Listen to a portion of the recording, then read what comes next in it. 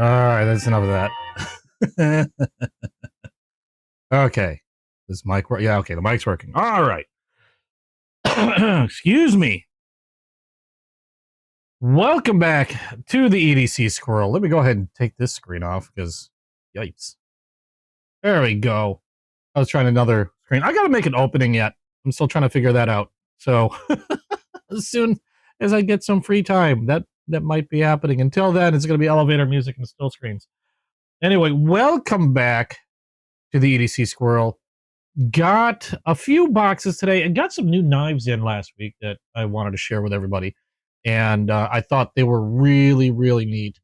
And let me make sure I've got everything, or I've been trying to make sure I've got everything in order before we start. But you know me, time running and all that other stuff. Ooh, what I forgot something else. Okay. There we go.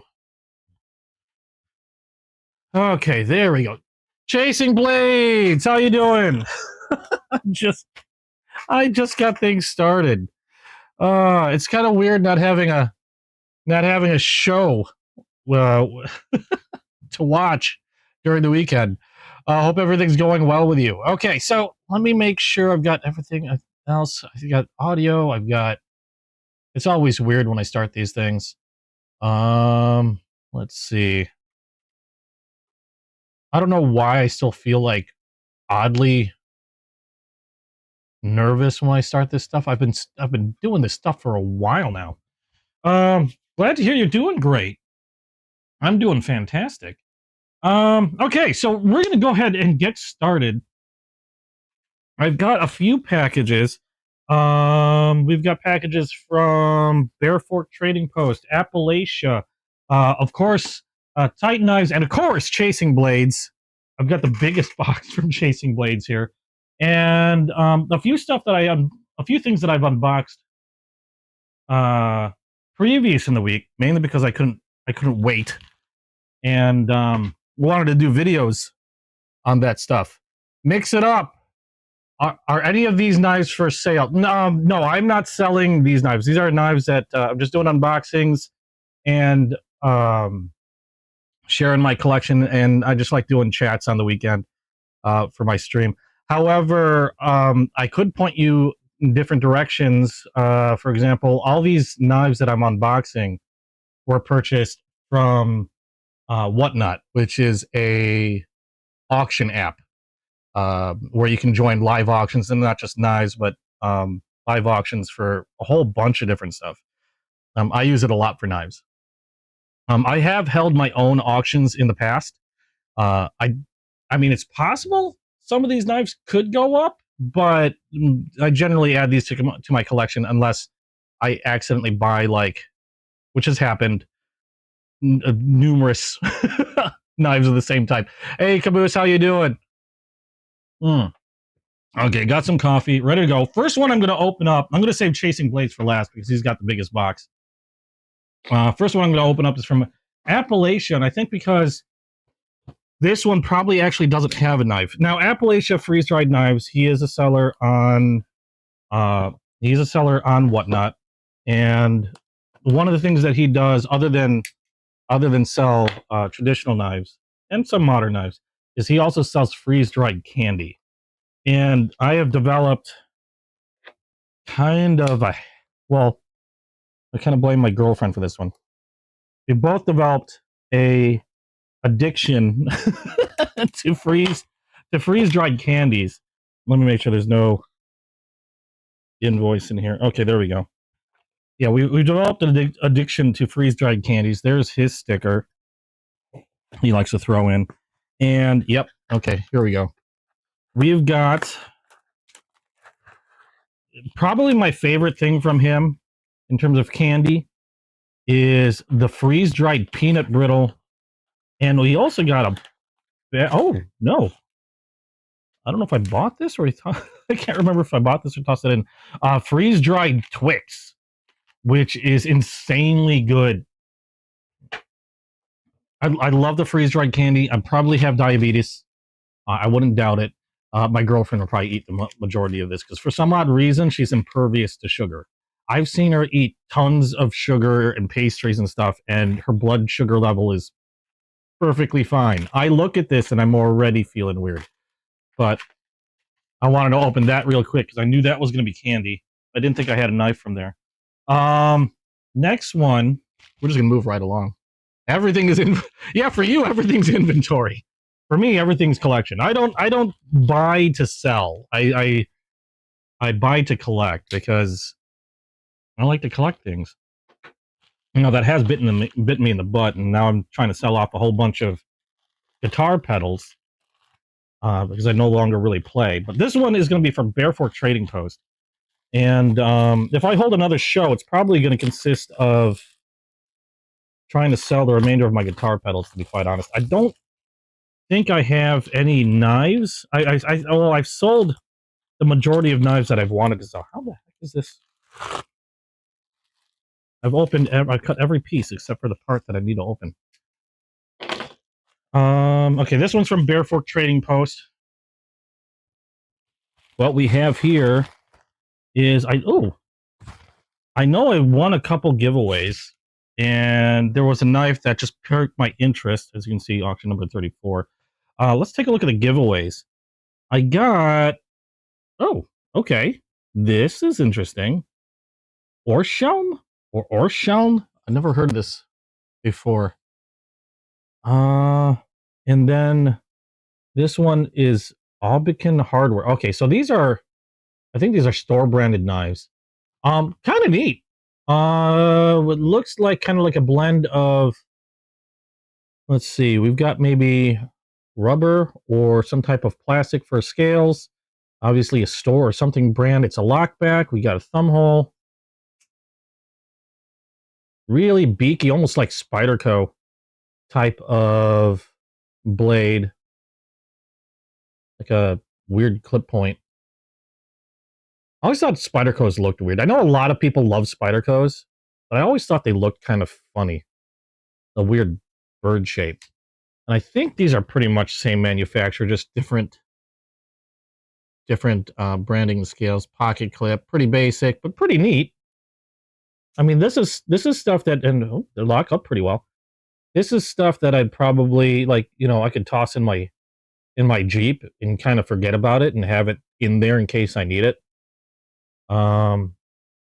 Pretty sharp. So that's good. I also like knives like this that are Lansky. Okay, I just noticed the brand. I think that's a brand. Both Lansky. Okay. Something stainless, China. All right. Kind of neat. I was saying I also like these really, really inexpensive knives because they give me a chance to like practice sharpening skills, or using knives for like, I'll use this for something where it might be a little, I might be a little worried I could really mess up another knife. And I see these as like a, I guess you can say kind of like a sacrificial lamb if I need to. But cool. I can't complain. I mean, there were giveaways, so not much to say about that. Okay, this is the one that interested me, and for a very specific reason. This one's made by Bear & Son, designed and distributed by. It is one of their made in China's, though. Bear & Son does do a lot of USA made, but they do have a few that do come or that are made from China, although they are designed here in the US. This one is the Brisk Timber Strata. And there's a real big reason why, gosh, I picked this one up. And I kind of, it's funny because I just kind of happened upon the auction. Oh, because there's a sticker. I kind of happened upon the auction and immediately saw this and decided I needed it. We got a Bear & Son, or no, I'm sorry, Bear Edge is the branding on this one. Bear Edge is like their budget, is Bear & Son's budget line, which is where a lot of their Chinese made stuff will be branded with the Bear Edge. That's their warranty card. And here's the knife itself. And this is the reason why I wanted it so bad. It's because it had the Strata camo pattern. I have clothing. I have camo.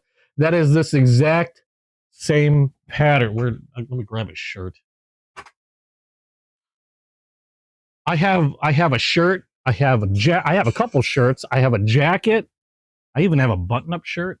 I have a hunting jacket. I have pants. I even have boots. Because I really like the pattern. This was a time I grabbed a lot of this because I had actually won a contest a long time ago, a few years ago, in fact, to go on a hog hunt in Texas. I won this hunting package, and now I've never been hunting before. Something I still want to do. Something I'd still like to do. I admit I've never actually been actively hunting, but I'm like read, videoed, all that stuff. And I had actually had a chance. Yeah, don't clip I'll completely lose this knife. I actually won a chance to go on a hog hunt down in Texas. And I think it required a small deposit and like $100, but otherwise the rest of it was paid for, which was like normally I forgot a few $100s. Excuse me. And I decided I need a new wardrobe, so I grabbed a bunch of stuff. And COVID hit. After I made my non-returnable deposit and everything, COVID hit, and I never ended up going. I ended up losing my deposit on that also. So I have a lot of camo and hunting wear. Never was able to go, but I grabbed this because it was kind of neat. This one, dual thumb stud. We've got China moniker, bare edge, pocket clip, which is not reversible, lanyard hole, and this is a frame lock. I don't know the steel on this one. I'd like to say this is 440, but I could be completely wrong. Strata. Let me see if I can look this up. Brisk. I know it was called the Brisk. I'd love to go. I would, like I said, I've always wanted to go. I've like I said again, I've soaked up many videos. I've read many books and articles and all that fun stuff on hunting and even processing and all that other stuff. Oh, I got this one at a deal because I know my auction didn't hit that amount. The Brisk Edge 3.0 frame lock knife, true timber strata combo, stainless steel. Do they say the steel on this one? Hey Ron, how you doing? Welcome to the stream. This is drop point, plain edge, 3-inch blade. Oh, that's actually nice. 440. Okay, I was right. 440 stainless steel on this one, coated. As you can see, actually kind of nice, to be quite honest. I think retail, at least this one website, Blade HQ, is what I just quickly found it on. Retail price on this one is $24.95. I think I paid anywhere between $15 to $20 on this one on auction for new in box, but not bad. I mean, I'm really happy with it. I like the fact that it matches my stuff. I would love to go down and actually do a hunt though.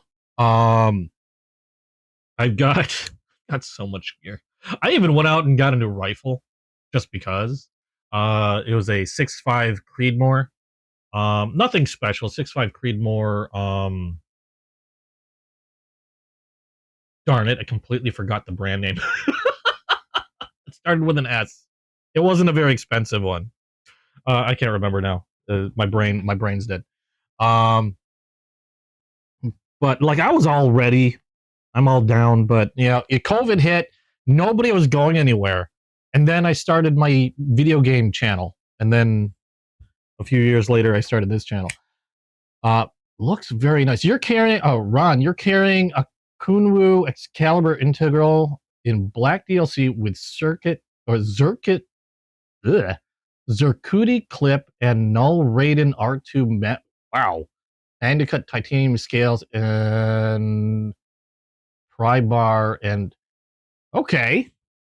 That sounds pricey. I don't have anything super pricey. Actually, no, I shouldn't say that. I mean, just the sounds of that, what you described sounds pricey.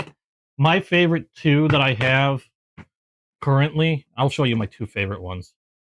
Or actually three favorite ones.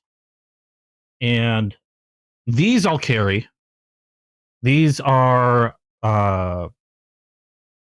Kershaw Bel Airs. I've got the original Bel Air here, the original coloring. And then I have this in blue aluminum. I love the Kershaws, Magna Cut steel, aluminum scales. Interestingly enough, this one has a slightly grippier scale texture, even though they're both smooth. Like this one seems grippier than the blue anodized, but I love these. Probably two of my favorite knives in my collection. And one I don't carry often, but have carried on occasion, that Chasing Blades will recognize this one, is the Best Tech. This one is a no longer being made, from what I understood. First production, 39 out of 100. Titanium scales. This one has a S35 VN steel blade, frame lock. Love this knife. I got another Best Tech actually coming my way from Chasing Blades. Just ordered. I can't wait for that one to get here. I think it's called the Dolphin. This one is called the Tercel. I'm coming to Texas. I would love to come to Texas to hunt. You have no idea. I'd be super excited. This one is another favorite of mine. I've got a lot of favorites. I'm not gonna lie. A lot of the knives that I have in my collection, if I'm keeping them in my collection, you pretty much can consider it a favorite for one reason or another. I try to be very careful about the things that I collect. Very rarely do I collect anything like blind. Mainly because I'm not made of money. So I do a little bit of research in anything that I get, with the exception of this one. I mean, I knew about Bare Edge. The camo was very familiar to me. Everything else, admittedly, was a mystery. I didn't know. I didn't care. I just knew it was Bare Edge, and I just knew I liked the camo. But I don't do that very often, mainly because, again, I'm not made of cash. So I watch what I kind of like try to, what's the word I'm looking for? Vet things that are going to make it into my collection. Is what the retro Chasing Blades. I'm not sure what you meant. Are you talking about this one here? This was the Tercel. You sold it to me. First production, 39 of 100. I'm not sure what retro you might be talking about.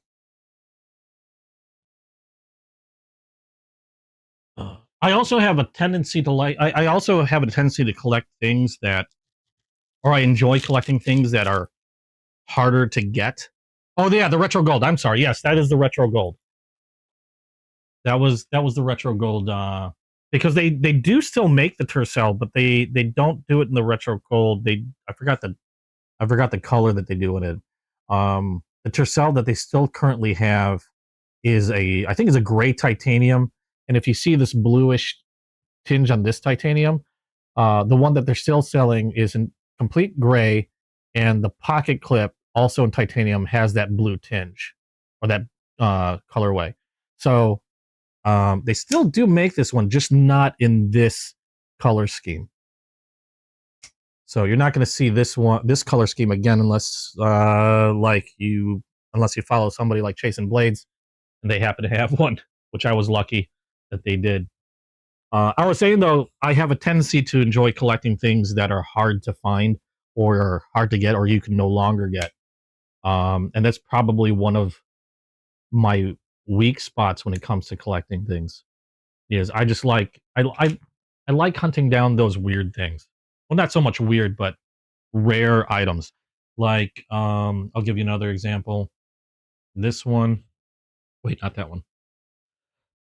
Another one for my collection. This one is from Blade City, and I picked this up because they had a pre-order. They only made 200. This is a collaboration with Blade City and Remet, and you're not going to find this on any of Remet's.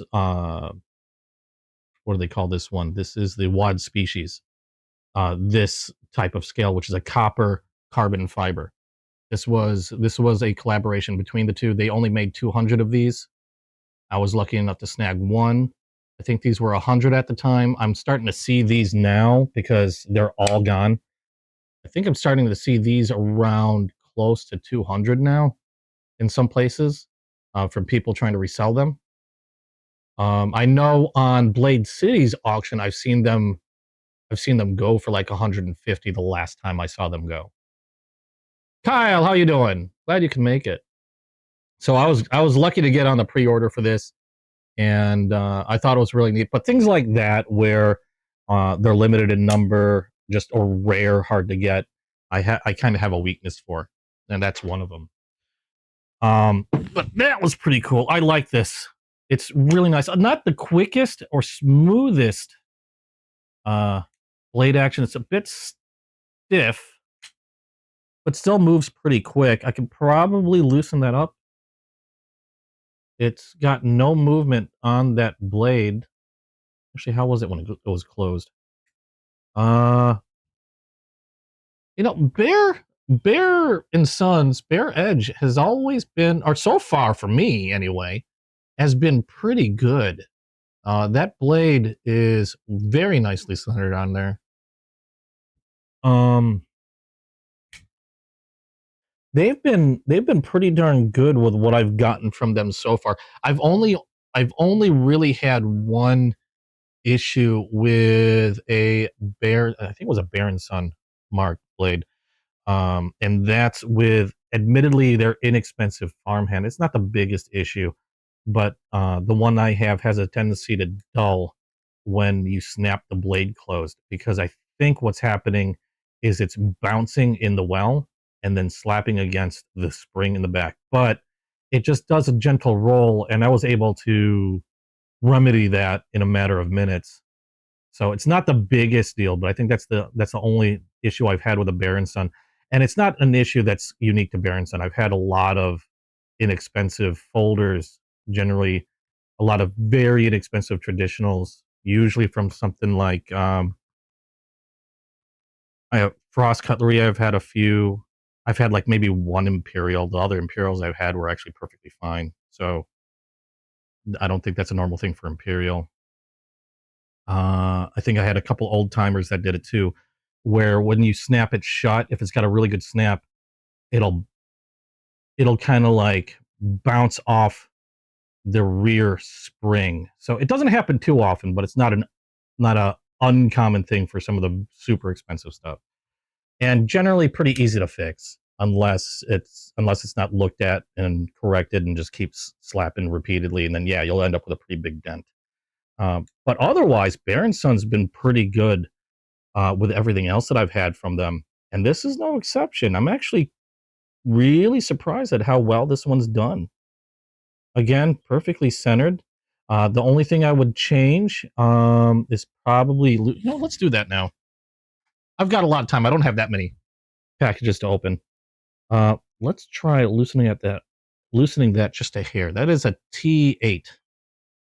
That worked fine. Let's see if the other thing I'm concerned when I loosen anything is whether I introduce any movement. That did not. But much smoother. I'll probably oil the pivot as well, which I will do now.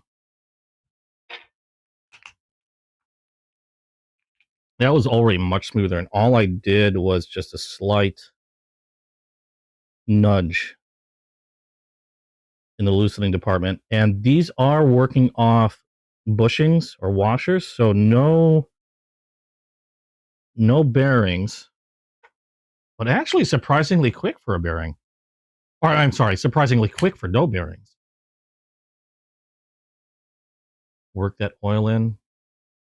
I don't feel any grit, which is really good. It is much smoother. There we go. So nice and quick. No, oh no, a little bit of jimping on the back. A tiny bit of a back liner, but that's pretty much the lanyard hole. Otherwise, it's pretty open between the scales. So focus. There we go. Yeah, I'm pretty impressed, especially for the cost. That is not bad. And it's a size that I can carry without any issue. And nobody looking at me like I'm walking around with a big Claymore. But that's pretty sweet. I'm actually very impressed with that one. Glad I got that. Okay, so that's the Bear & Son. We got it from Bear Fork Trading Post. Or I'm sorry, that's the Bear Edge. Oh, Bear & Son, Bear Edge, similar thing. And the two giveaways, pretty neat stuff. Let me put that off to the side. We're going to open up the next one that I haven't opened up. This one is from Titan. I had an interesting interaction with a Titan seller. Now, I didn't get it from the seller. This is from the one that I had a horrible interaction with. This one I got from actually a representative of Titan themselves. Their auction name is actually Titan Knives. They work for Titan International. The seller that I had an issue with was a distributor. They work with, like, they're a reseller. They work with Titan Knives, but they're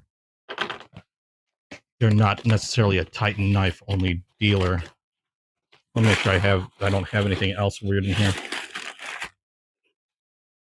Oh, he included his new stickers. Okay, what do we have? He always throws something extra. Now I am seeing something extra. Okay, so we've got what I know I picked up. What is this? Oh no. Did he throw in? He did. Let me see what this actually did. He threw in a pry bar sharpener, bottle cap opener. Neat little trinket. Probably only use it for the bottle cap. Admittedly, I'm not big on sharpeners like these. But he always likes to throw in something extra. You gotta hand it. Now, the guy I'm talking about that I deal with Titan is pretty nice. His name is Sal. Again, his username on there is Titan Knives. He's good. He's nice. I'm not going to call out the guy I had issues with. He has subsequently been blocked. And I won't be... Not that I've ever dealt with him before, but I won't be dealing with him. I'm just really surprised to have something like that happen during one of my shows. Excuse me. But this is what I ordered from Titan kind of on a whim. Oh, Bear & Son is a great company. They do awesome stuff. They do. I have... That's not my only Bear & Son that I picked. I have, from previous purchases, I have two Bear & Son. I bought two Bear & Son Nakama because I loved the first one I got. And then I have another Bear & Son that I can't remember the name of that was also very surprisingly good. That was a little more on the expensive or inexpensive side. I think it was another Bear Edge. But I've really liked everything I've gotten from them so far. Even that farmhand that I've mentioned that I've had a little issue with, I actually really, really like. I just have to be careful not to go slamming it closed. And that's it. It's very handy. I actually use it quite a bit. This one is a purple acrylic. Okay, I got to admit, there's one reason why I picked this up. And it was this color. That is it. That is it. It's a nice little size Damascus steel. Just a neat little blade. Oh, my thing. Kevin, how you doing? Well, how's it? Hold on a second. Okay, there we go. Forgot to mute my PC. This is the only reason why I got it. Purple Swirl I thought was really, really cool. I do like their blades. I cannot complain. And Sal, I keep emphasizing Sal, who goes by the name Titan Knives. He's a good guy. I have no problems with him. He's been extremely nice, extremely generous. But this one was just a really quick, inexpensive actually pickup. Mainly because of the Purple Swirl. And not that I had like it's my favorite color. I just thought it looked really nice. It was one of the, I think they call it one of their prototypes, if I remember correctly. Something that they're planning on making more of in the future. And a nice leather sheath to fit that in with the leather cord. So, not bad. I'm not going to linger too much on this one. Oh, got another, is that a belt loop? Yeah, it is. Interesting sheaths, I have to say. They have some really interesting designs. He oils them up. Sal himself will oil them up and then sharpen them, and then he'll wrap them up in plastic wrap before sticking it in the sheath. Because these are a true Damascus. They use a high carbon steel and a mix of a high carbon and a stainless. I wish I could remember what it was because I know they've mentioned it before. I'm just horrible. My memory sucks. But it is a true Damascus steel, not like an etched thing or like, you know, an etched design or anything like that. Pretty good stuff. I am looking at other manufacturers too. I know Chasing Blades introduced me to one that looks really, really cool.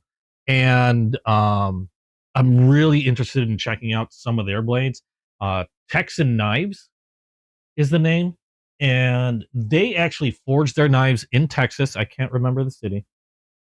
But they actually forged their knives in Texas. They looked really, really nice. A little bit more on the pricier side, if I recall.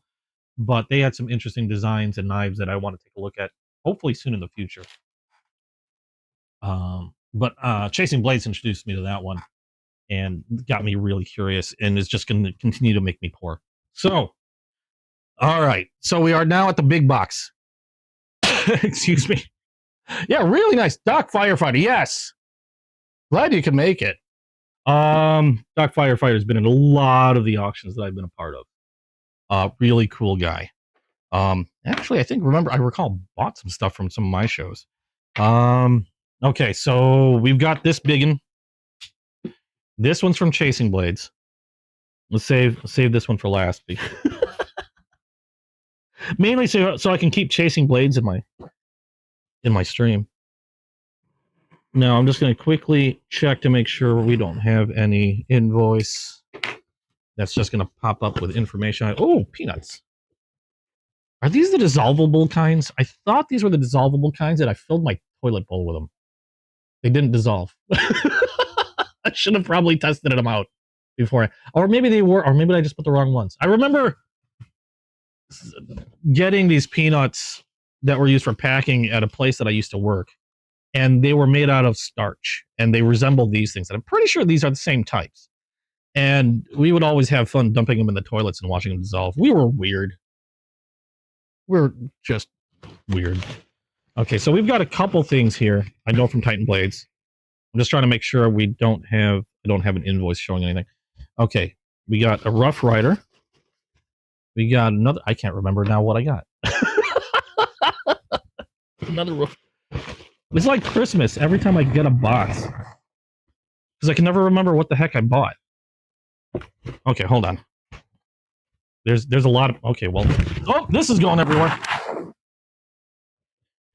And my floor is a mess. Is that it? Oh, that was in there. I'm going to turn this upside. Okay, you know what? Forget about being neat. It's just not going to happen anymore. Everything is on my floor. Okay, there's the invoice. Okay, is there anything else in here that I'm not forgetting before I toss this box to the side? Oh, nope, there's another thing. Good thing I checked. Yep. And my floor is covered in packing peanuts. That's going to be fun to clean. No, I do not sell rejects. I sell things that I've been concerned. No, I've been consolidating my collection. I've been trying to concentrate on a few things, and I've decided I need room for more. Or not room. Well, yeah, I need room for more. I'm trying to consolidate. I used to just grab literally everything that came my way. I still kind of do. I still have that habit. But I've been really trying to consolidate on and get more specific types of knives and concentrate on those specific knives. Mainly in the realm of the traditional. Like before, now I love a lot of traditional knives. I think a lot of the traditional knives are cool as hell. Hawkbills look unique. Cotton samplers look pretty funky and cool. Um, and I still have a thing for lady legs, and I still get those. Coffee sip. Hold on. I know you're messing. But one thing I've been doing is I've decided, like I said, I want to concentrate on certain specific patterns, like my very favorites right now. Trappers, docks, um, are my two big ones that I really like in regards to traditionals. And when I say trappers, I'm talking about like trappers, mini trappers, tinies, peanuts, along those lines. Sodbuster Juniors, I really like, or workman knives, and the lady legs are the weird ones out of the group.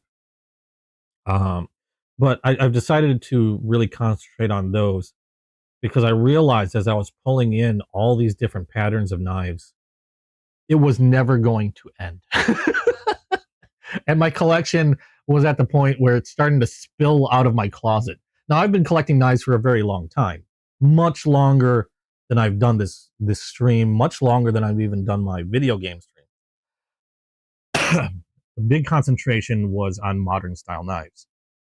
I actually just recently got into traditional knives and within the last few months.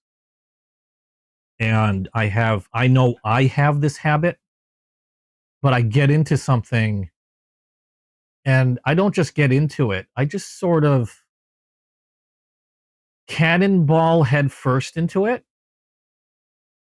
and just sort of like wait around and hoover up everything I can. There's a reason why I have 7 guitars. I used to have like 14 to 15 guitars.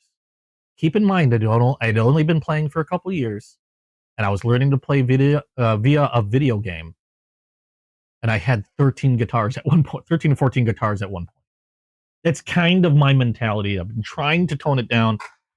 I did the same thing with traditional knives. I hoovered up everything. And I realized I gotta stop doing that. And maybe I'll start concentrating on certain specifics, which is what I'm trying to do. I still have some of the weird ones, but I've cut them down to like maybe a couple as opposed to a box full of just weird ones. That being said, we've got a few things from Chasing Blades. First one I want to open up. We'll save the Rough Riders for the last thing. This one was really cool. This is an Ontario Rat Model 2. There's a very specific reason why I got the Model 2, and that's because it's smaller. I live in a state where blade length is generally restricted. Now, I don't think they really make that big of a fuss on blade length unless they're bringing you in for other charges. It's like another charge to tack onto you.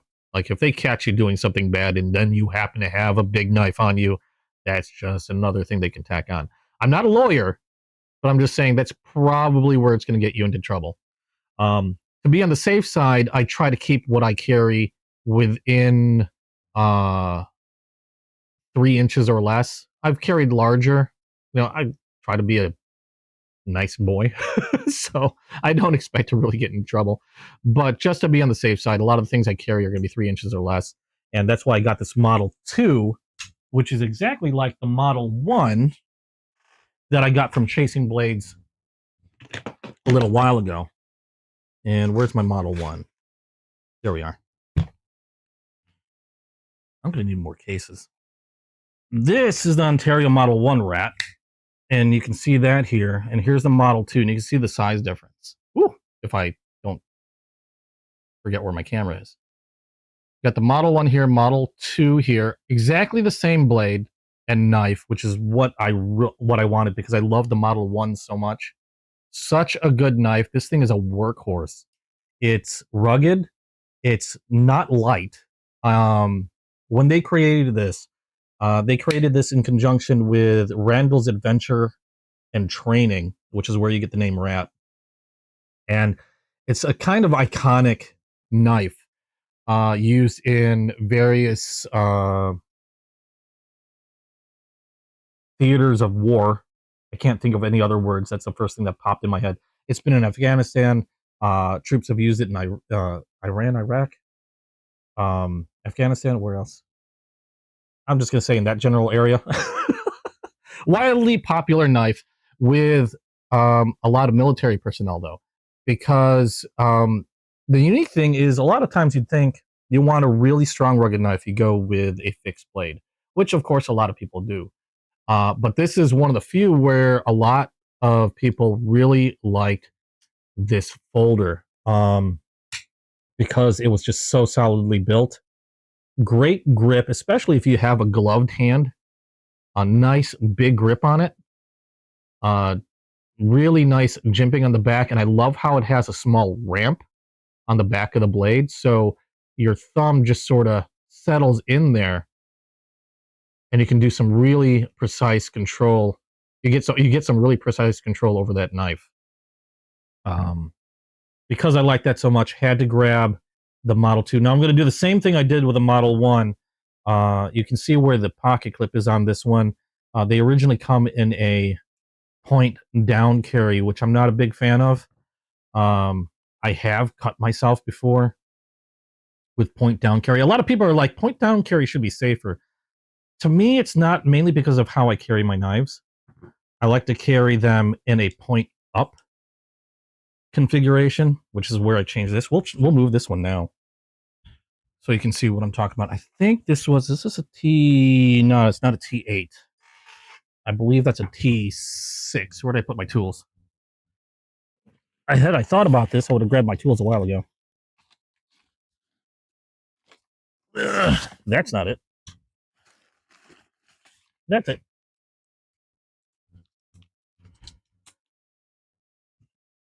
All right. I can't remember if that was a T6 or odd number. We are looking for T6. Where are you? I'm feeling that's you. Yep. Got a T6. And we're going to swap this out now. And I'll show you why I think tip up is actually much safer, at least for me. We'll make sure that's blade's closed. And these pocket clips require 3 screws. And I probably should have shown you before I started doing this. I'll show you on the other knife real quick. One other thing I like about this knife in regards to pocket clip is you have your choice of doing a tip down, tip up carry, and also on the other side. So you have 4 choices to place that, where you want to place that pocket clip. So if you're right-handed, you're left-handed, awesome. They thought of it. Okay, so we've got that taken off. All I'm going to do is flip this over to the other side. Get these screws settled in. There we go. And if you're wondering what I'm using, this is a Fantic multi-tool that I use. I'm a PC tech, and this thing is super handy. I use this for PC repair. I do a lot of PC hardware repair. There we go. I normally would probably put some like Loctite on there, but it's been pretty solid. I didn't put any Loctite on the other one, and it hasn't done anything. So there we go. We have tip up carry, and I'll show you why I like to carry tip up. I murdered some of my jeans specifically for this reason, for this demonstration. No, these are not hot pants. These are very, it's cut up pretty well. So normally I'm right-handed, so I would have it in this pocket here. Now, when you're carrying a knife, or at least for me, when I'm carrying a knife, I like to put the knife towards the back seam of my pocket, meaning this side here. I like to put the knife on this side. Now, if I'm carrying tip up, okay, or not carrying, I'm sorry, carrying tip down, should I say? This is how it was originally with the pocket clip up here. If you're carrying tip down and you have the knife back here, I've heard of a lot of people inadvertently cutting themselves this way because a lot of times the knife isn't the only thing in your pocket. You'll have change, you'll have keys, you'll have a bunch of other stuff. And yes, I wear these on my balcony, I won't lie. You'll have a bunch of other stuff in your pocket. You go to reach in, and if you're not careful, coins, whatever, can sometimes knock that blade out. Either pry it out or movement will knock it out. Something happens. But when they're tipped down and that blade inadvertently comes out like that and you go to reach in, you stand a really good chance of hooking your hand in there. Hey, Steinman, how you doing? Welcome to the stream. So I like to carry tip up. Again, I like to place my knife back up against the seam. And when you carry tip up like this, you can see the blade itself actually backs up into that seam, the pocket seam. So the pocket seam itself helps keep that blade from ever opening. And even if it did open a little bit, like if the point came out, even if it did, which more than likely won't, because again, that seam's keeping it closed. If you need to reach in your pocket to get anything, your hand is well away from where that blade would be on the other side. So I find this to be the safest way to carry my knives. Now, if you're not able to switch the pocket clip to the point of where you can carry this point up, then I will try to make a conscious effort to carry it forward, so that way the blade is always pushed up against the seam. But out of force of habit, all my blades I carry, I generally throw right back here. So I like to switch things up to a point up carry if it's possible, if it's not already a point up carry. But I find this to be the safest way to carry my knife. I don't have to worry about getting cut. The pants themselves help keep the knife closed. And it's just safe overall. So that's why I like to switch those over. But you wish I really like these knives. I haven't tried any of their new ones. I have seen, and I have been suggested a couple of their some of their other, I think there was a titanium scaled one. Hey, a diamond cut. Welcome to the stream. Sorry I didn't see you there. Actually, I don't have my other screen up. There we go. T6, yes. I've been super impressed with these. I'm really curious to check out some of their other knives. I've seen others made by them, like a titanium scaled one, and they're not that expensive. I expected them to be a lot more expensive with like the titanium scales and such. And I'm trying to remember. I forgot the name of it. Somebody had mentioned it. I have it on a list somewhere.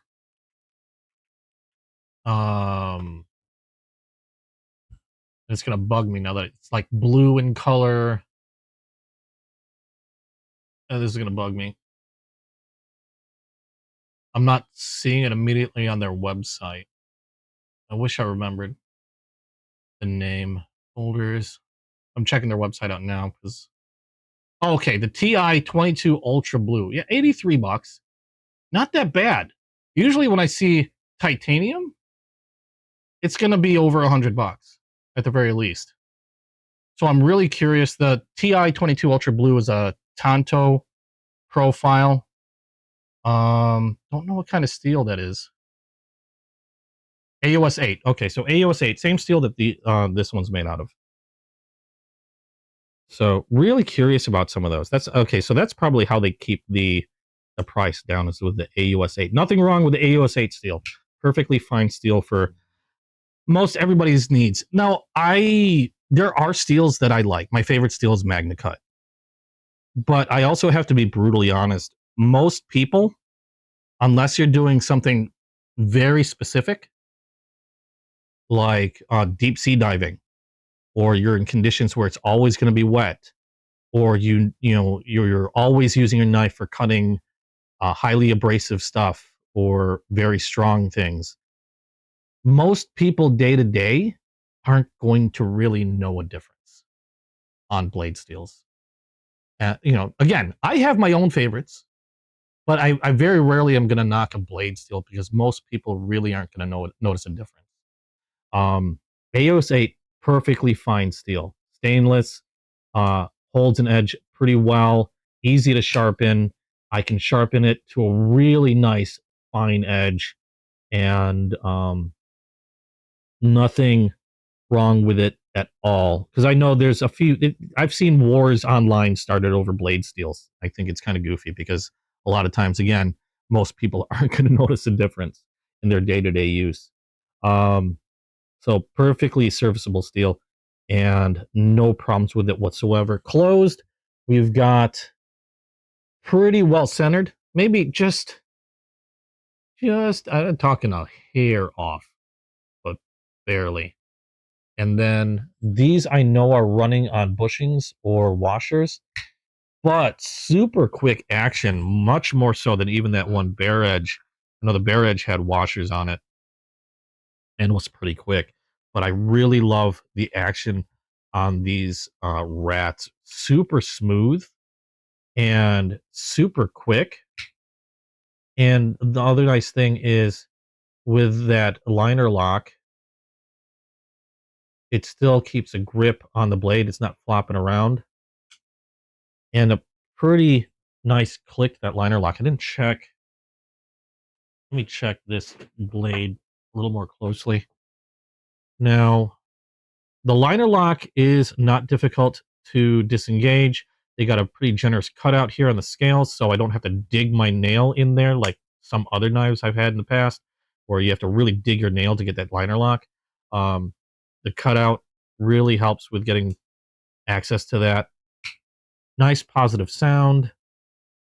The lockup looks really good visually on this one, and I'm not getting any movement either side to side or up or down on this one. Dual thumb studs for ambidextrous use. Really nice. I'm going to go ahead and apply a little bit of oil. I always do this with every knife. I don't care how good the action already is. I'll always add a little bit of pivot oil. A lot of times what I do use that for isn't just to improve action, but mostly to prevent corrosion. Because even though it's a stainless steel, if anything's going to start corroding, it's probably going to be in the pivot, because that's a place that's really hard to access and really hard to dry if it gets wet. So I like to put some oil in there. And also it helps lessen mechanical wear. That's a pivot. You've got things rubbing up against each other, whether it's bushings or washers or bearings. You've got mechanical thing, there are things rubbing in there. The oil will help its longevity. You're always going to get some wear eventually on the knife. This just helps it last much longer. Not that it's going to really go anytime soon, but I find that it helps keep like any wear, like grit or material suspended in the oil, and prevents it from prematurely wearing things down. But it doesn't feel like it needed that. It's a little quicker, just a hair, a little smoother, but otherwise, my thumb slipped there. Nice, quick action, solid lockup, just what I'd expect, in just a smaller size. This is going to be a definite carry. We got some dried oil, I think, on the blade as well. This is one I am going to carry, I have no doubt, quite a lot, just because of how rugged these knives are known to be. It's a nice size for me. And oh, I had my finger in the way. There we go. It's a nice size for me.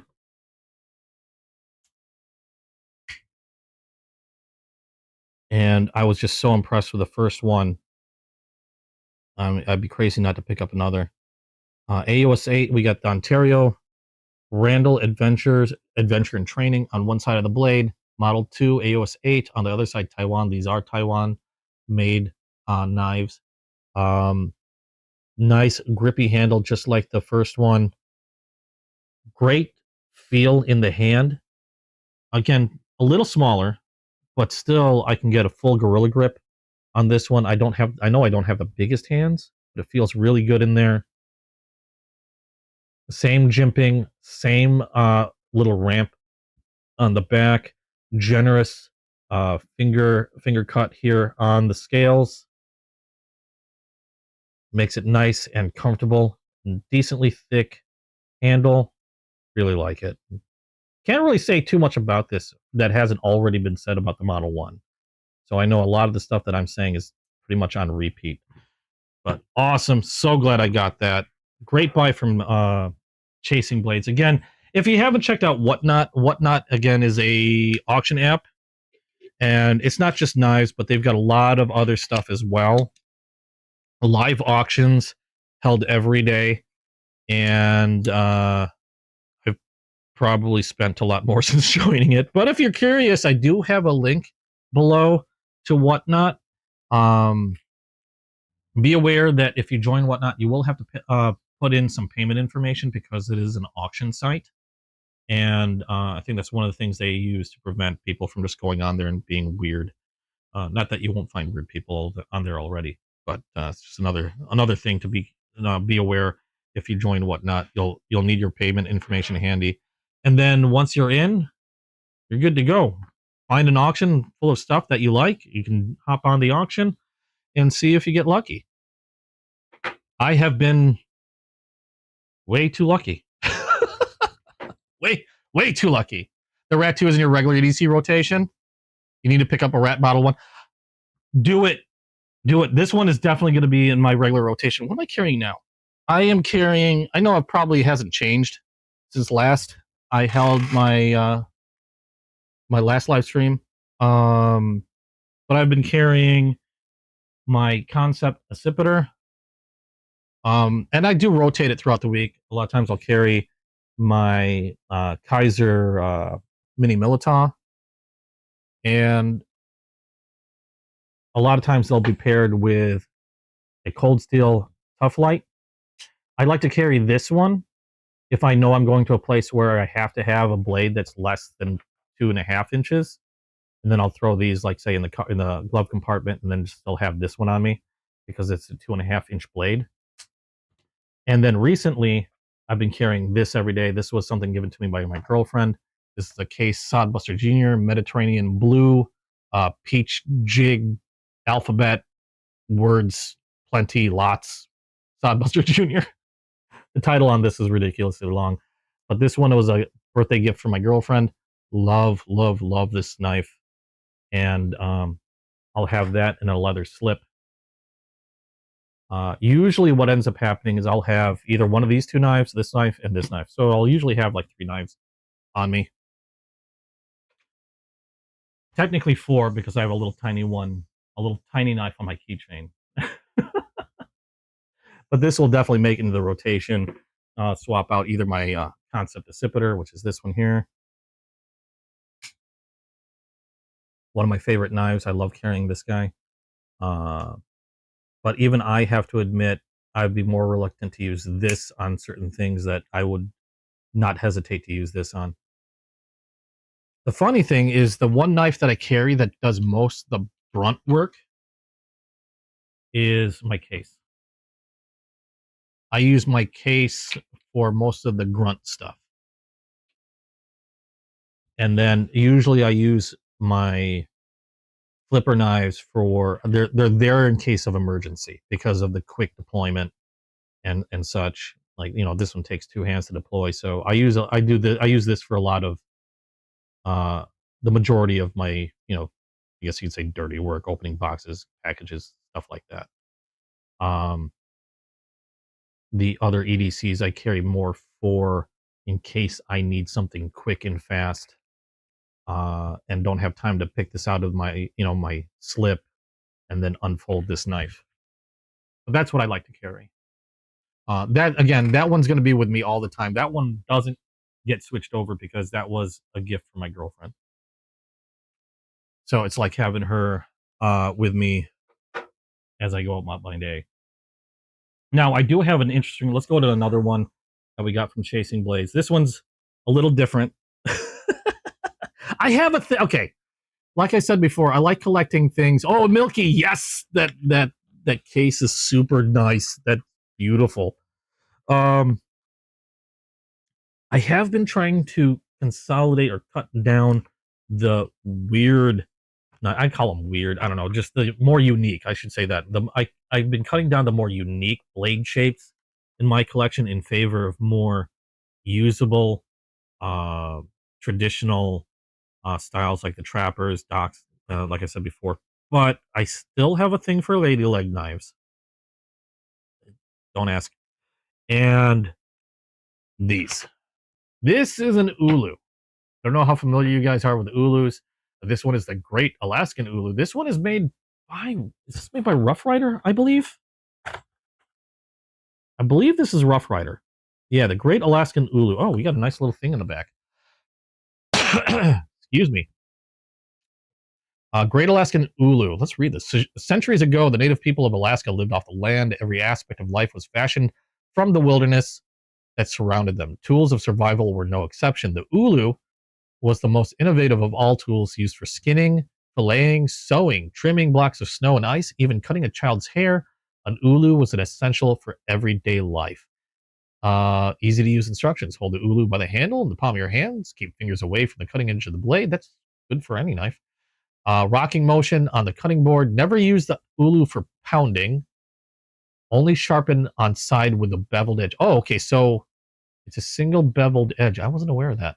Today, the ulu remains a versatile tool with no kitchen should be without. The ulu's shape ensures that the force is centered in the middle of the blade. Using a rocking motion, it pins down the food being cut, keeping your other hand free. It's the perfect one-handed. I knew I was going to say that. Perfect one-handed pizza cutter, vegetable chopper, cheese slicer, and much more. I've always had an interest in ulus, and I've got some. I have a couple other ones. Oh wait, no, I have one other one. It's more of a interesting shape, Damascus steel, that I got a long time ago. I had two of them. I sold one off. But I didn't have one that was more traditionally this shape until now. This one is going to get some use in the kitchen. And this also comes with a neat stand. Ooh. Well, let me put that box aside. So we've got the Great Alaskan Ulu, in case you were wondering where that came from. Now, they said it's a single beveled edge. Okay, so it's flat on this side. We've got a single beveled edge here on this. So that's the only place we're really going to sharpen. I'll probably create a burr on this side that just then needs to be knocked off. Okay, interesting. And then you hold it like, hold on, where's my description?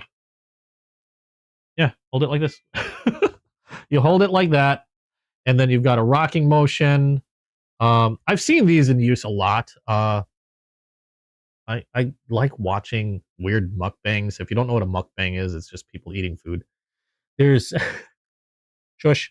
There's a guy that has I don't want to call it a mukbang because it's more educational. They're what's the word I'm looking for? They're Alaskan natives, and one of the ways they get a lot of their nutrition, and a traditional way they get a lot of their nutrition, is raw whale blubber. And I forgot the type of fish, and elk, if I recall. And a lot of it is frozen, but they do consume it raw in little slices. Not like all the time, but often. And they're actually given special access to be able to continue to get foods like that. And that's where I see the ulu used a lot. His mother does a lot of the preparation and cutting, and they have this really nice ulu they use all the time. And I think that's one of the reasons why I got interested in seeing something, or got interested in these ulus, was just seeing them in use. Yeah, they're really, really good for food prep. I've used my Damascus one quite a bit, but I wanted a more traditional one because the Damascus one I have has a weirder shape.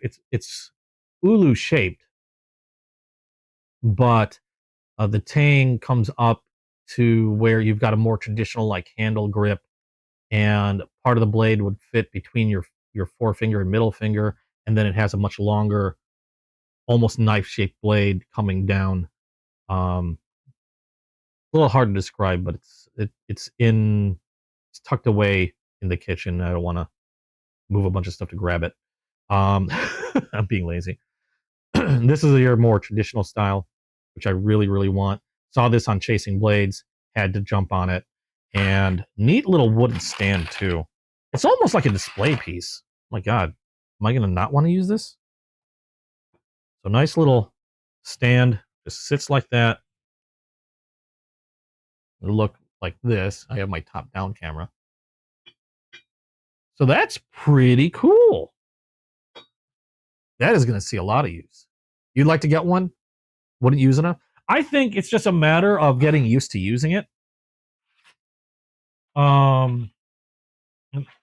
Once you start using something like this, it's going to end up, it's like one of those that once you start getting a hang of using it and just using it regularly, it's going to end up becoming your go-to. These are super versatile. Can use it for a lot of things. And now I know this is probably 440 stainless steel, knowing Rough Rider, and it's real easy to get a nice razor sharp edge on that. I'm not seeing any confirmation on the packaging. I'm just guessing that it's probably 440 stainless, knowing what Rough Rider likes to use. So really easy to sharpen, and stainless steel. I'm going to see a lot of use out of this. The only thing I got to be careful of is I need to get a new, like, not piece of stone, but I have another pizza cutter that's more of like a small mini axe, and I underestimated how sharp and heavy that thing was, and I may have ruined a cookie sheet with it. Make sure you get a nice cutting board. If you're using this to cut pizza, a nice cutting board that's the size of your pizza at the very least, and you shouldn't have any problems. And again, very versatile how it's used. And like I said, I enjoy using the one that I had. I wanted one that was a bit more traditional like this, and I'm excited to get this in the kitchen and use this later. I don't know if I'll be using it today, but I'll be definitely using it soon. That is really cool. Oop. Actually, probably better off this way since it leans back a little bit. Yep. Okay. So the bigger side towards the back so it can lean without tipping over. Perfect. That is cool. Where am I going to put you?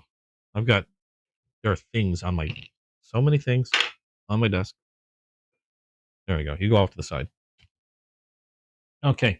Got a couple more things that are here from Chasing Blades, and then we're going to go to the stuff that I actually opened up earlier in the week.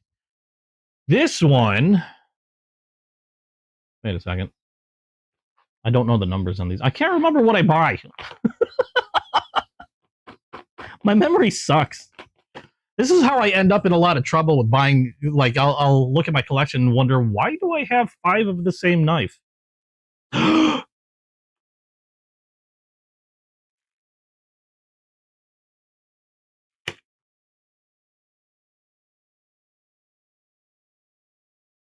Yeah, I'll use mineral oil or wax on the wood. Case in point. Case in point. Chasing Blades is already laughing. He's already laughing because I didn't realize I had this one in this package and there's another one coming to me. That's fine. That's fine. I like this color. I'm not going to complain. It's good. We're good. we're good, Chasing Blade. It's fine. So yeah, I have another one of these coming. The same exact color because I completely forgot it was in this package. I have a thing for ladies' legs. This is the one oddball knife that I love collecting, and I've got a relatively large collection of these now. I don't know if I have all of them from Rough Rider, but I've got a majority of them from Rough Rider already. Everything from one that's blinged out rhinestone to one that says love, a pink one that says love something friendship, love, peace, and friendship. I've got stoneworks. I've got tortoise shell. I've got tater skin. I've got 2 of these now, or we'll have 2 of these, and it's fine. Maybe I can talk Data to getting it. Or you know what? If I can get another knife that's kind of like body shaped, like if I can find a purple elephant toe knife, and then 2 smaller of the same or similar purple like pen knives, I can maybe make like, let's see, 2 legs, elephant toe body, penknife arms. I don't know what I'd do for the head. I think of things like this. Don't judge. But yeah, exactly, Steinman. The lady lamp. The whole reason why I got into collecting these lady legs is because they make me giggle inside. Because they remind me of the Christmas Story or A Christmas Story. That one comedy where the guy eventually gets a lady leg lamp. And then I saw this knife for the first time. When I first started collecting traditional knives, I saw these knives for the first time. I forgot whose auction it was. And it was at that moment I had to have them all. I can't collect a whole bunch of lady leg lamps. I have nowhere to put them. I don't even have a lady leg lamp, to think of it. I don't even have the lamp. I should get the lamp. My girlfriend will probably kill me. At least these I can put away in a case. If I get the lamp, that means it's going to be out, and it's going to be something that she's going to have to stare at every time she comes into the room. So maybe I'm safer just staying with the knives. Lady leg knife. Nothing much, I can really say on these because I've opened so many of these on probably live stream or talked about them in great length in other lives. But I just find these to be fun. They're a unique knife. They make me laugh inside. Every time I see one, I get a little smile on my face because they're just so goofy. The funny thing is they're very useful. If it wasn't, if people wouldn't give you a weird look if you were to pull this out. Hey, that's a nice knife. What is that? That's a lady's leg. Okay, weirdo. No, but I love these knives. They're just unique. They're funny. They make me smile. They remind me of a very great movie, one of my favorite movies ever made, and yeah, they're just neat. And no problem having another one. Actually, you know what? Because I've been collecting so many lady leg knives, and it occurred to me that I wouldn't mind carrying one around just for giggles, but because I've sold off my other copies, and I hadn't thought about this until recently. I sold off a lot of the extras that I got by accident, and so I only have one of each lady leg knife in terms of like scale type or color or whatever. And now that I think about it, now that I know I have a second one coming, I might actually put that in a slip and carry that around with me every once in a while. I don't like carrying these around with me because to me these are more of like fun to look at gems and something I just like to have in the collection as a conversation piece. But having a second one be able to carry around with me would be kind of fun. So yeah, no problem with having a second one. I will happily nab and probably keep that one, put that one in a slip. But that's a purple lady leg. You can 3D print a desktop. Oh yeah, Caboose has been having fun with 3D printing. Yeah, you'll have to make me one. I've got to find stockings that would fit it though, because you got to find the stockings, and then You got to find the right frilled shade for it. Okay, so this is the last of the technical unboxings. This one's another Rough Rider. Ah, this one I've been wanting to take a close look at because this one looked really neat. Unlike a lot of Rough Riders I normally get. This one I actually bought 2 of, and then I told Chasing Blades to go ahead and throw one in a giveaway. That's how much I like the seller. He's awesome. And this one is a wood scaled Rough Rider with an interestingly etched bolster on it. I just don't recall ever seeing a Rough Rider like this. Usually when I see Rough Rider, I see the traditional type. Sometimes some like moderns. I've got a actually really nice modern from Rough Rider that's really pretty cool. But nothing like this. This one is a lockback wood scales. I don't know what kind of wood that is, but it's very pretty. The etchings, they look like a laser etch, so not like a true like somebody went into this with some tools, but very pretty. I don't Okay, this is only like the second knife I've seen without a nail nick. The other one I saw without a nail nick was a Spanish toothpick, which is like a really big toothpick knife. That one didn't have one either, but you have a generous amount of blade to grab a hold of. And then locking blade, a little grindy, but solid lock. I can clean that easily enough. Let's see here. I keep tossing my cloth back here and forgetting where I put it. There we are. Let's see. Nice solid lock. So that's good. No movement on the blade whatsoever. Excuse me. And drop point blade, RR182 is the model number. There's the Rough Rider on this side, RR182 China on that side. You can see what I mean by it's not like somebody went with an engraving tool. It looks like it's laser etched just by the feel and look of it. Not that I'm complaining. I think it looks really cool, especially with the wood scales on this one. The locking mechanism is solid. It's a little gritty on the close, but I think it just needs to be cleaned out, which I will do a little later. Otherwise, pretty solid knife. That's kind of neat. I didn't expect to see anything like this from Rough Rider. I don't know. I know I haven't seen every Rough Rider knife. They continue to surprise me, and I'll see something new every time. When it's closed, actually pretty well centered in there. Pretty impressed. And this wasn't a very expensive knife. Rough Riders, they have a pretty wide range in costs, but a lot of Rough Riders I'll see for a really inexpensive price. I've seen some even for under $10.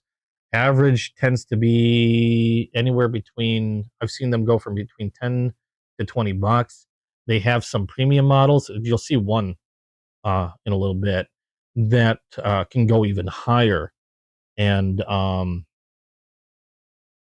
I've been impressed with a lot of things that I've gotten from them. Usually when it comes to, like, I've had people ask me, I've only got like 20 bucks to spend on a knife, but I want a decent knife.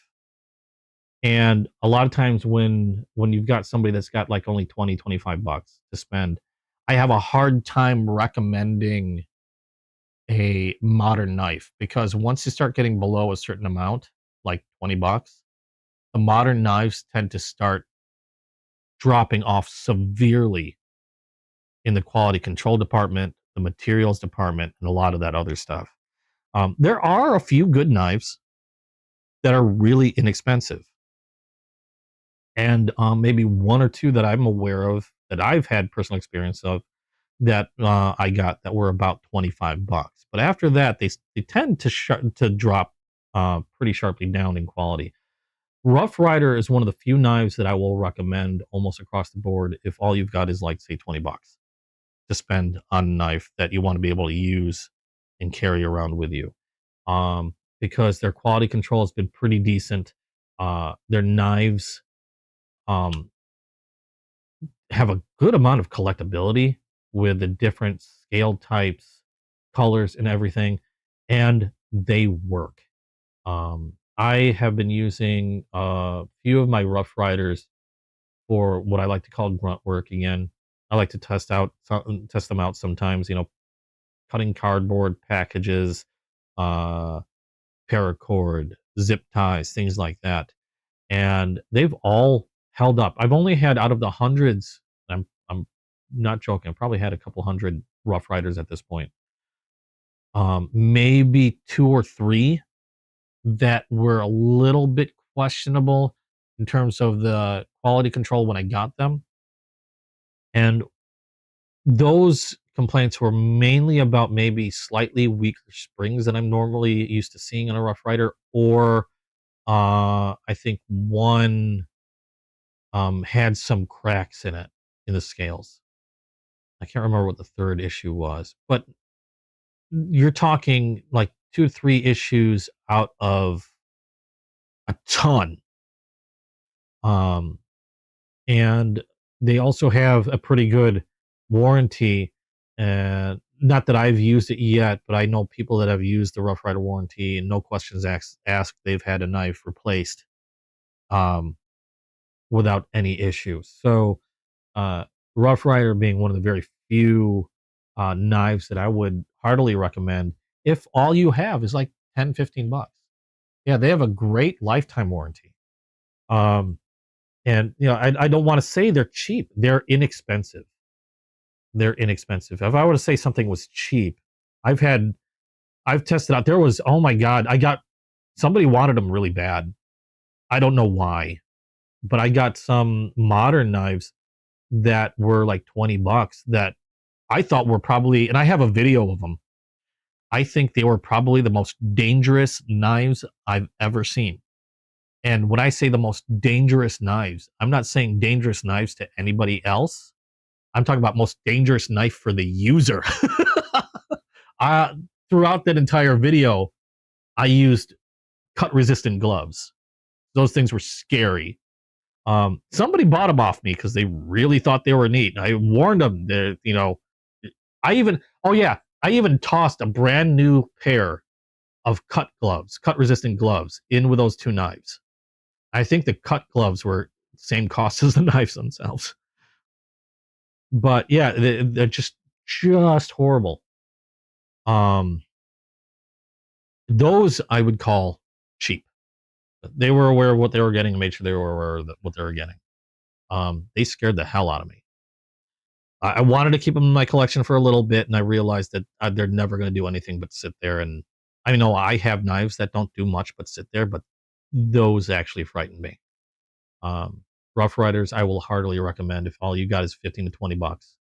It's kind of hard not to go wrong. The hardest problem with Rough Rider when you start going towards Rough Rider with 15 to 20 bucks is literally just trying to choose which one you want. That is the hardest issue I've had, is choosing which one you want, because they have such a big variety of them. It's crazy. But there you go. This one is neat. It does need some cleaning, I admit, because I do feel a little bit of grittiness in there, but that's almost a non-issue because I like every traditional knife. And this is something I learned from chasing blades.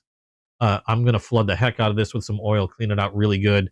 And in fact, I'll probably do that on the live as we talk about other stuff. But that's the last one to open that I just unboxed today. Now I'm going to go over some knives that I got earlier in the week that I unboxed early. Because 1, I knew what was coming in. 2, I wanted to do videos on them. And 3, some of these were just too pretty not to open up right away. First thing I'm going to open is, I think these actually came, these came from Chasing Blades as well. But these I opened prior to today. These were earlier in the week. Did I just kick the camera? No, we're good. This is what I was talking about before with Rough Rider's more premium line. This is a Rough Rider Reserve. And this is a little more on the unique side because this is not your typical traditional knife. I've always wanted something like this. And what I'm talking about is an executive knife. Now, what is an executive knife? An executive knife, I think some people have some varying definitions on an executive knife, but for the most part, they tend to look pretty professional looking. They're very slim profile. And a lot of times if they're held in a shirt pocket, they resemble pens.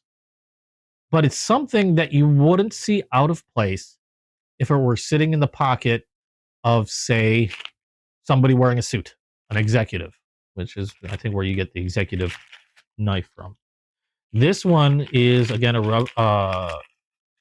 Rough Rider Reserve.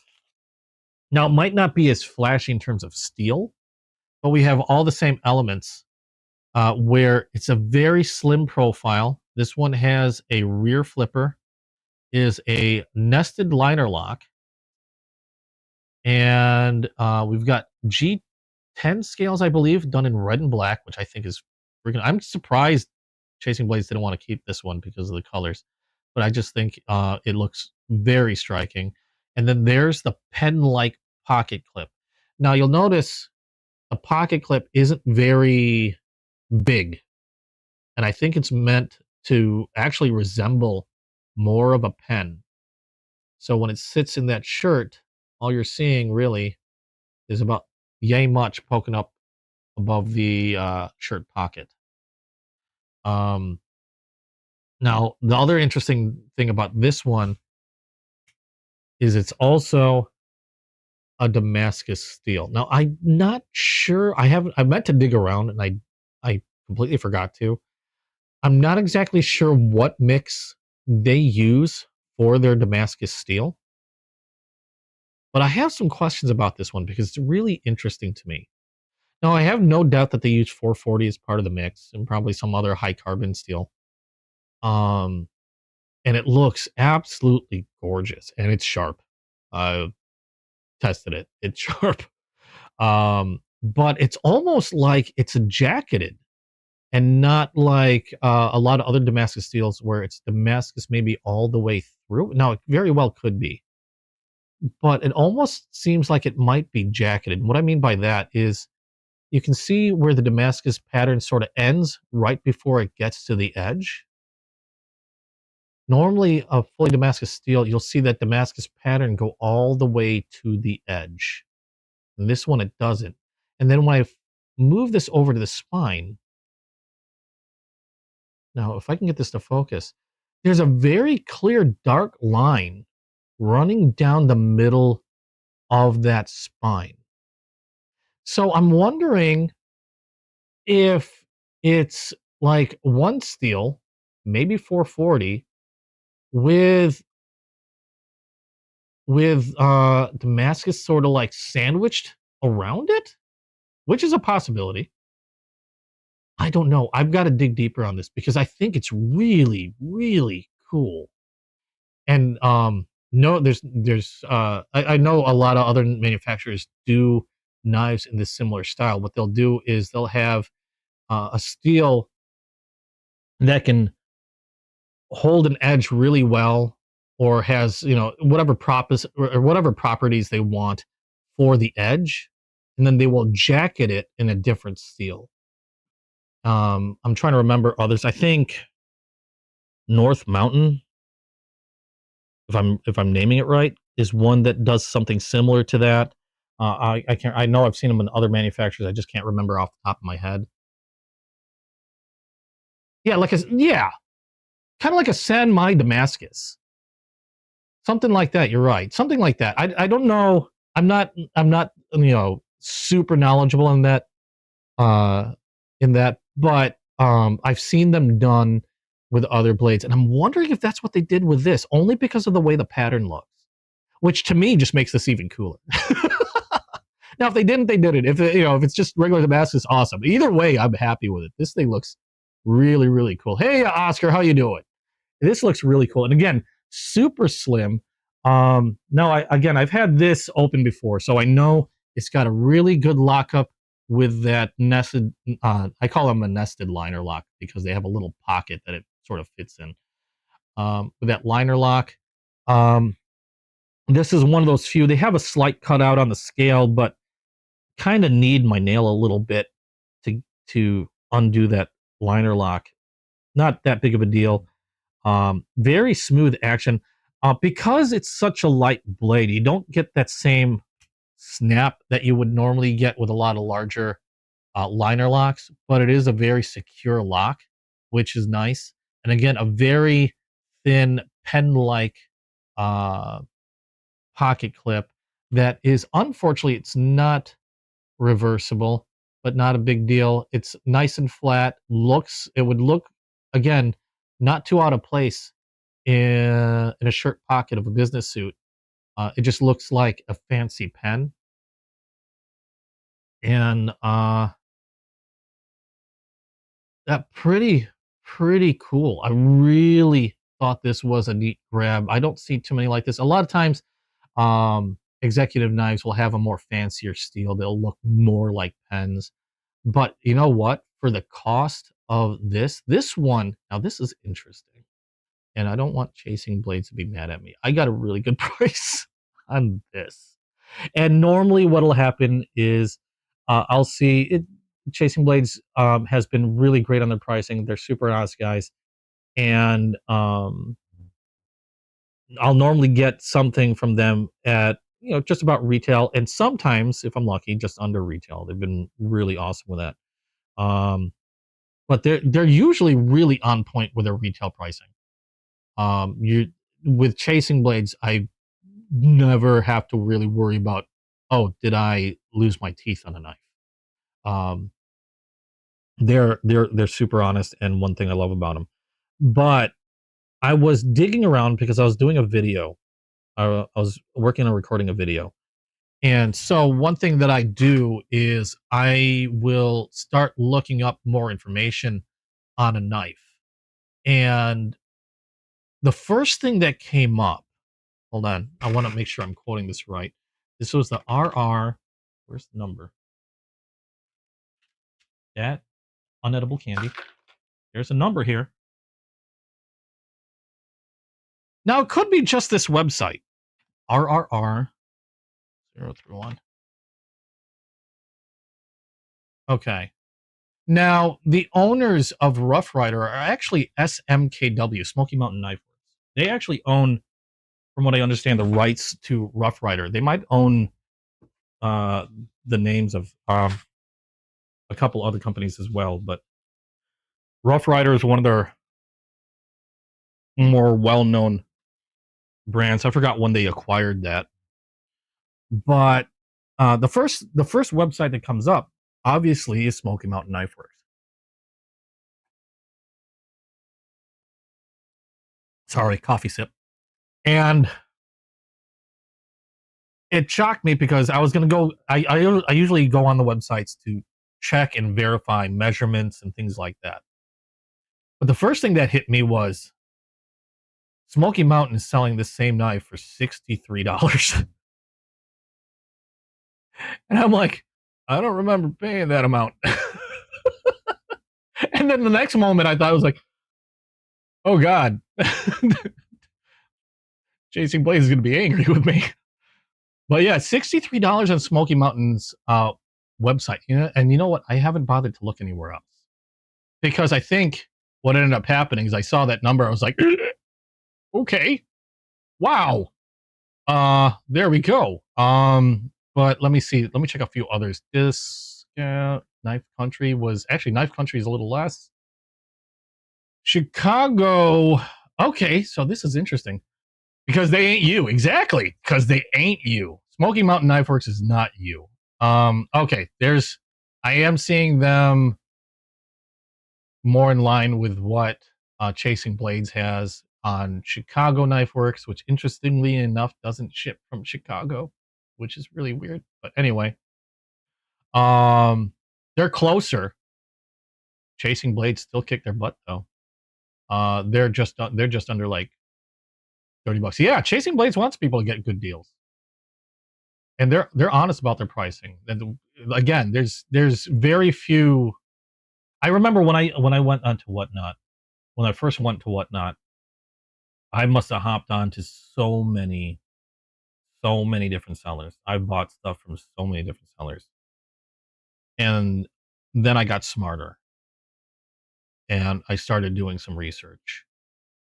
And also I started getting kind of tired of people, some sellers, I'm not going to name names, but there were some sellers that got really, really weirdly whiny about some of their pricing. Like all they would quote were certain high numbers, and then they would sell it low. But then if you didn't get the bidding to a certain amount, it would be a short tirade. Now, some sellers, it might be show. I know some sellers do it for show. But some sellers would get into a small tirade about, oh, you're taking money away from our kids, and I can't believe you bought it for that much, and how could you not run it up? Well, first of all, why did you run it so low? I mean, if you needed, I'm going to throw a number out. If you needed $30 for a knife, why did you run it at $2? If you need $30, run it at $30. If I like the knife, I'm going to get it regardless. But yeah, and then I admittedly got kind of tired of that. So the amount of sellers that I now frequent has dropped dramatically. Chasing Blades is one of the best knife sellers on that app. One of the few that wants to get you a good deal. They're honest about their prices. They're genuinely fun to watch. I love making him laugh. It makes me giggle inside, and it's just, even if I'm not getting anything, it's just uplifting to watch him. Appalachia is another one that I enjoy watching. Admittedly, Appalachia has a lot of candy. That might be part of the reason. You might as well have a van with the name Free Candy on the side of it. But no, really great guy. Still want to steal his hat. And a few others. They're amazing sellers on there. And when I've done my selling, it's one thing that I kind of strive to be, try to do mine just like they do. I don't want to be one of those others. I'm not out to fleece anyone. In fact, like I've said before, I'm not a distributor. I collect because I like to collect. And generally, if I'm selling out anything, it's going to be out of my collection. And more than likely, I'll probably end up losing money on it. If I'm selling something, a lot of times, it's because I want space. So Chasing Blades needs candy on the show. Yes, freeze-dried candy. There you go. And then, yeah. Oh, that coffee is getting cold.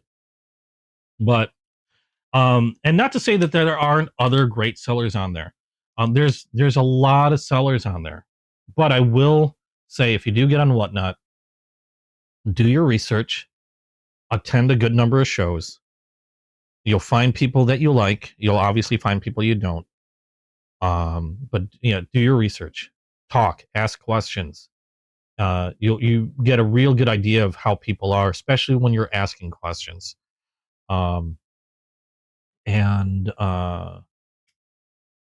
Stay. You'll find ones you're comfortable with, that you're happy with, and that will treat you well. And that's who you do business with. But definitely do your research. Definitely look things up. Ask questions, and be nice. Be nice. But that's pretty much anywhere also. But this is the Rough Rider Reserve. Did we have a name for this? They didn't even have a normal name for this. What do they call this? They didn't have a name. They had like a description.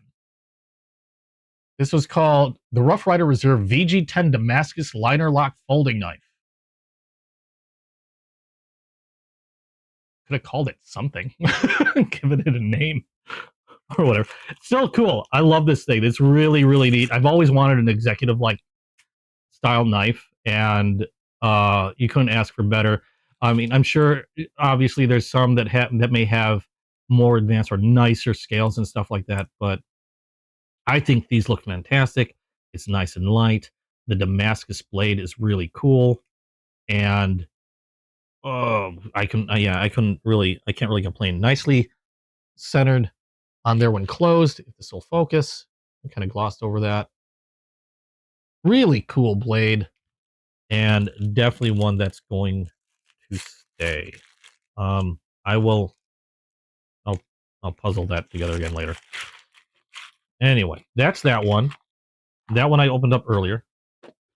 This is another one. Now, I already had one of these. I did a video, actually just dropped it recently. Oddly enough, this is probably one of the most popular blades I've seen on auction. And I'm not saying that it shouldn't be, but it's just weird because every time I see these knives on an auction, people ask about them, people want to snap them up. I've already have one in a different color, but it is such a nice knife. A lot of times when I find a knife that I really, really like, I'll get a second one. And that would be the same in this case. This is a Best Techman Cicada's Wing. And this is the one that I originally had, like a powder blue with a black blade. I saw this red blade with black, I believe these were G10 scales, crossbar lock, dual thumb studs. You've got a nested pocket clip that is reversible. Really, really cool. And secure lock. Not much I can really say to this that I haven't probably said before on this one. I love the blade profile, this sheep's foot profile, or kind of like a weird, they call it a reverse Tonto, but it's got a really prominent belly, nice slicey thin blade. I'd say it's more of like a modified sheep's foot. Really smooth and quick action on this with that crossbar lock. I don't know what they call their crossbar locks. A lot of times they'll have different names. I call them crossbar locks pretty much across the board. But super fast action, really satisfying click, very fidgety.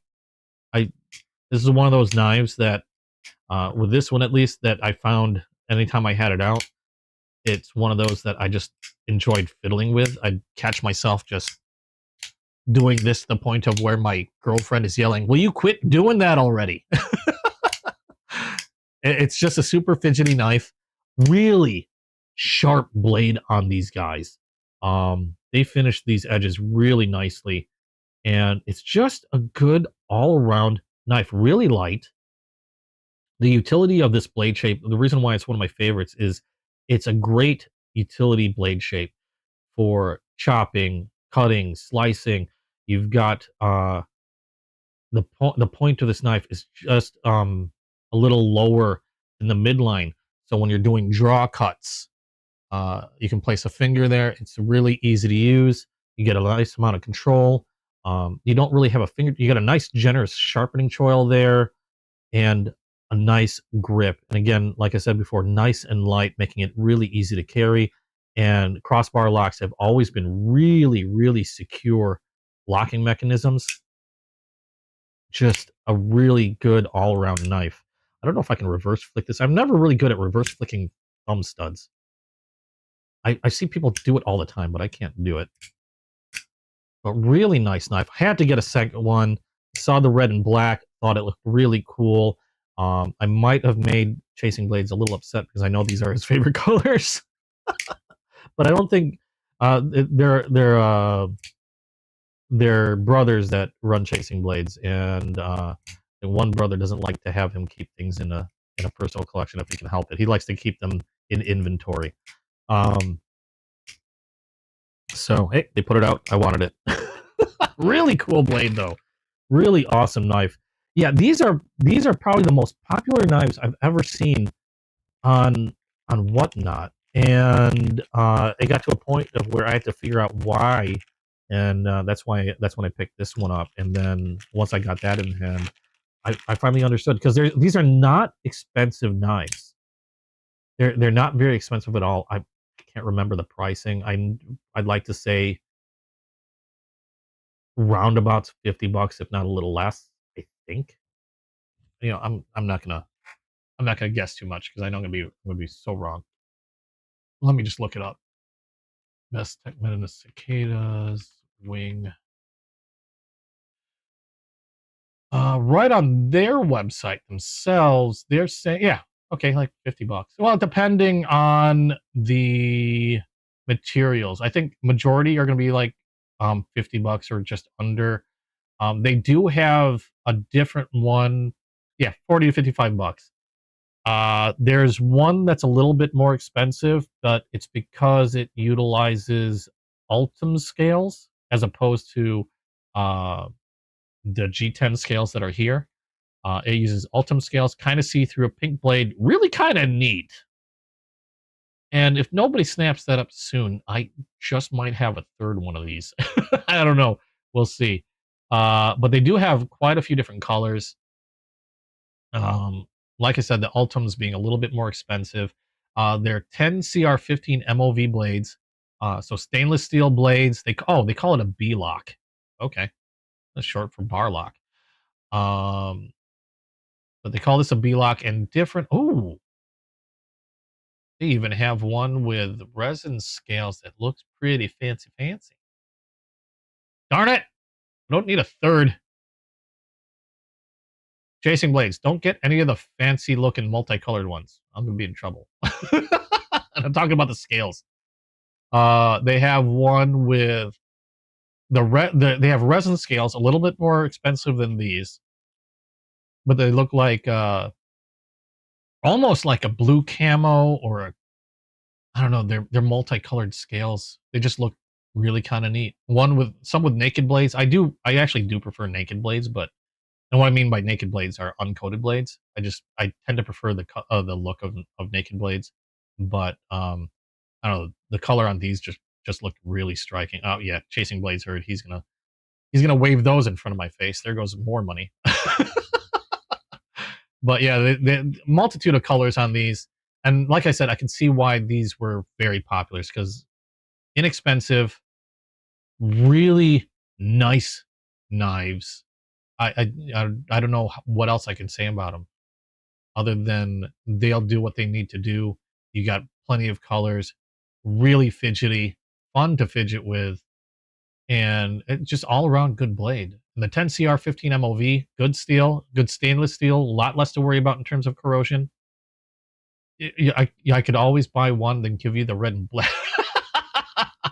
You trade it for the desktop leg lamp. Let's see the leg lamp. We'll talk. Because I really do like this color. Or I'll just buy another one and just consider that the cost of the leg lamp. But awesome knife. I don't know why I'm going to stick you back in the box. I only had these back in the box because I knew that was one way to mark that.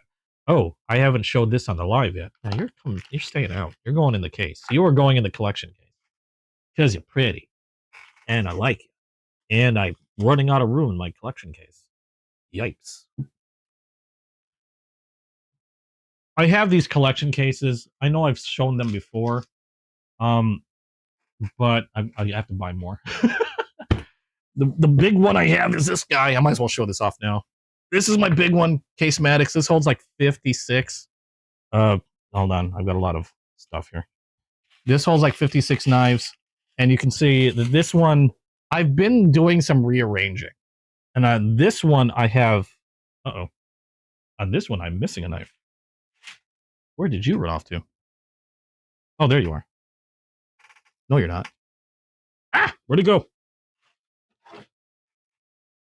I had that in a little bit. Okay, I'm losing knives. Anyway, this one holds 56. I have a smaller one that I think holds 28. But this is predominantly this one and the other hard case that I have predominantly hold my modern knives. I got a lot of Kaisers. I've got Savivi, obviously Best Techman, Kershaw, Remet, Concept. And just a bunch of, this was probably one of my favorites from Kaiser, the Bulldog. But this is just one of my cases. I've got a smaller case that also holds more moderns and some traditional ones that's, I think holds, like I said, I think 28 total. I might have pulled a muscle. But I think I have a link below if you get curious and are interested in how I store my knives and such, I'm about to be really, really confused here. I know. Where did I put it? Did I put it in the wrong? That's not it. Okay. I know I had that somewhere. It's got to be somewhere. I noticed an empty spot in my case that normally holds a different knife. And now I can't remember where I put the knife. Oh, there it is. I just put it in the wrong spot. Had me worried there for a moment. Okay. I just put it in the wrong spot. Panicked. That was my tercel that I couldn't find for a moment. That was in there. Okay, so I have two more knives that I opened prior to today that I'm going to show you that you guys haven't seen yet. These are going to be pretty knives. I know I've shown Chasing Blades actually I've shown Chasing Blades both of these. This one was a late birthday present. This is from Case. And I don't have too many cases. I've been slowly growing my Case collection. Case are American made. And when you think of traditional knives, these are like your higher end, like premium knives. Case, Queen USA is another one. Baron Sun makes a lot. Cobra Tech actually started getting into this, into making traditional knives, and they've been doing an awesome job with what I've seen so far. This one is from Case. This, I believe, is a limited edition. I think it's one of those where they only made 500 of them. They do a lot of limited runs. This one is a dark red etched bone done in roses trapper. And a trapper is a two-bladed knife. You got two blades and come out one end. We have the California clip point, and then you got a spade blade. And this one was a late birthday present that I got this week. This I just thought was absolutely gorgeous. And this is not a smooth bone, or what I should say, it's not a smooth texture.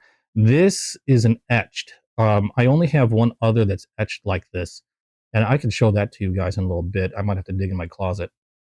But really nicely done rose etching on this one on both sides. You've got a double X diamond shield on this one, also marked on the bolsters. And I thought this was absolutely beautiful. They have others only in different patterns. I'm trying to kind of hunt down one that, after getting this one, now I really want it.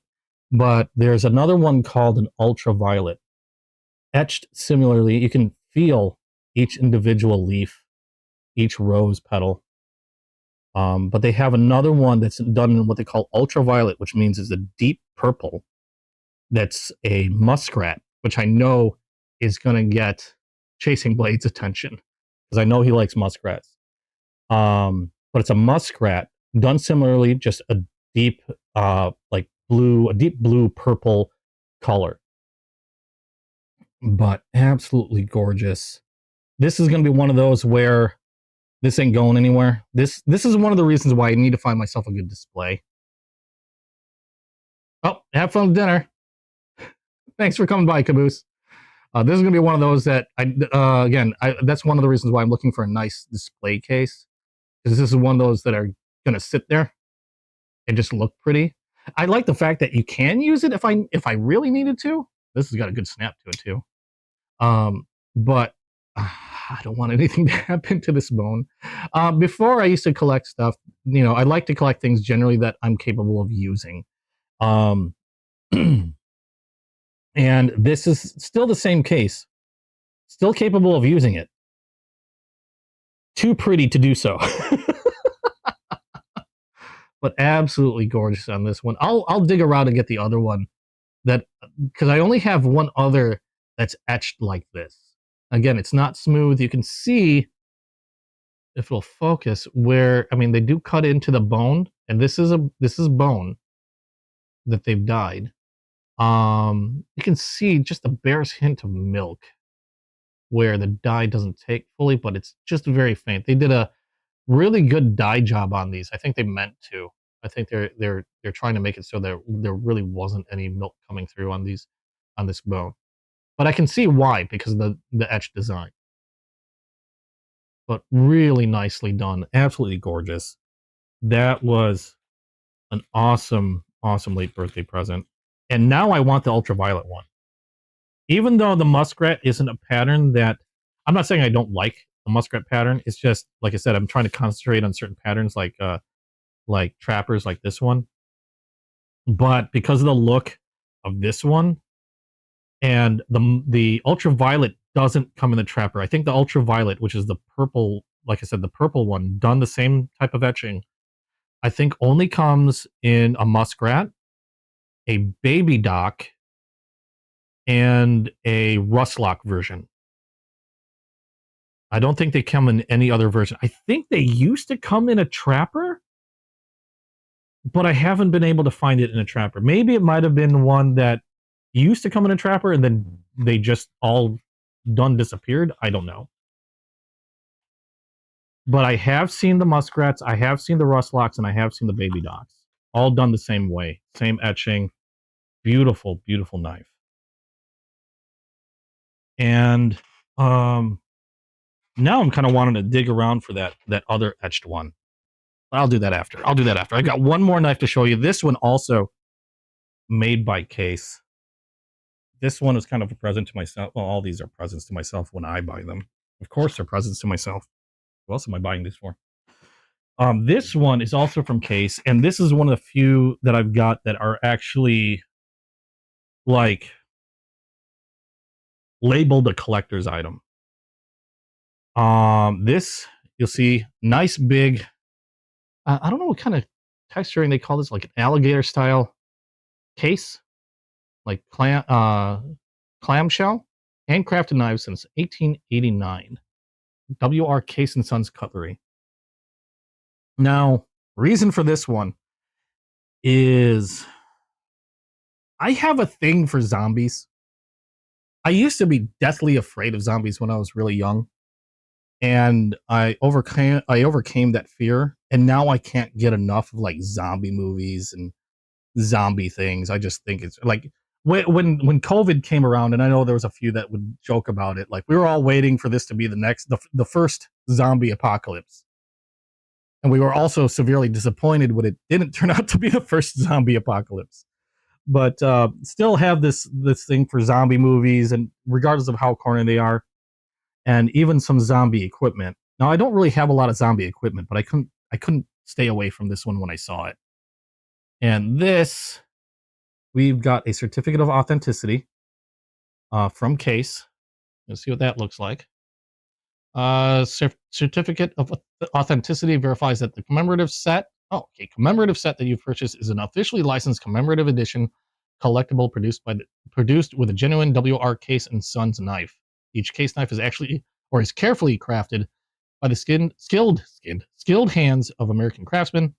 Is the intricate attention to detail that has made the Case brand the undisputed favorite among knife collectors throughout the world. You can be proud to own a custom knife set which will have lasting beauty and collectability. This is the zombie outbreak. You get a nice little quarantine picture. You got gas mask, zombie outbreak, biohazard, keep out. And the knife itself, now I don't want to pull this out. There's a reason why I don't want to pull this out. It's because this knife has some serious snap to it. And when I first got it, it was actually closed. It's meant to be displayed in this way. It took me forever to get the blades to stay. And now that I finally got them to stay in their respective like cutout, I kind of don't want to take it out, because then it'll take me forever to get this thing back in there. And also I don't want it to snap on my fingers. But now it is a white bone. You can see the freckles in that bone. You got your quarantine image. You got some interesting painted etchings on the blades. I don't know how many dots are there. 1, 2, 3. I'm not gonna pull that out. It's gonna scare me. I think between 5 and 6 dots on there that I can see. Quarantine zombie break with a little blood splatter. Got even a chain link fence with an imagery of some zombies behind it. Keep out. Now this is not a coin. This is just some weird, like a soft patch that shows commemorative edition limited series. I have no idea in what capacity these are limited. I didn't see a number when I had it out, or I might have missed it. But I just thought it was a neat thing. I'm not my willpower isn't the strongest when it comes to certain things like zombie stuff, and this is just one of those unique knives. I'm so used to seeing knives of the caliber that you saw with that, like the rose or the Mediterranean blue that I showed you that I carry. Your typical traditional knives. Very rarely do I see something that they do up like this. So I just thought that was pretty darn neat. Still done in white bone. So all the materials are there, but just a really interesting graphic, a really interesting little showpiece. Another reason why I want to find myself a nice display case to put these up and show off little conversation pieces like this. But a really fun find. And not super expensive in terms of how case knives generally go. I think, to be quite honest, I think this one was pretty much in line with any other real trapper. Yeah, to be brutally honest, I've seen other trappers that, from their regular lines, with more, like stag handles and things like that, that even ran probably more expensive than this, but still just a neat little piece, neat little conversation piece that I thought would be fun to have. And one of the few, like I said, I don't collect too many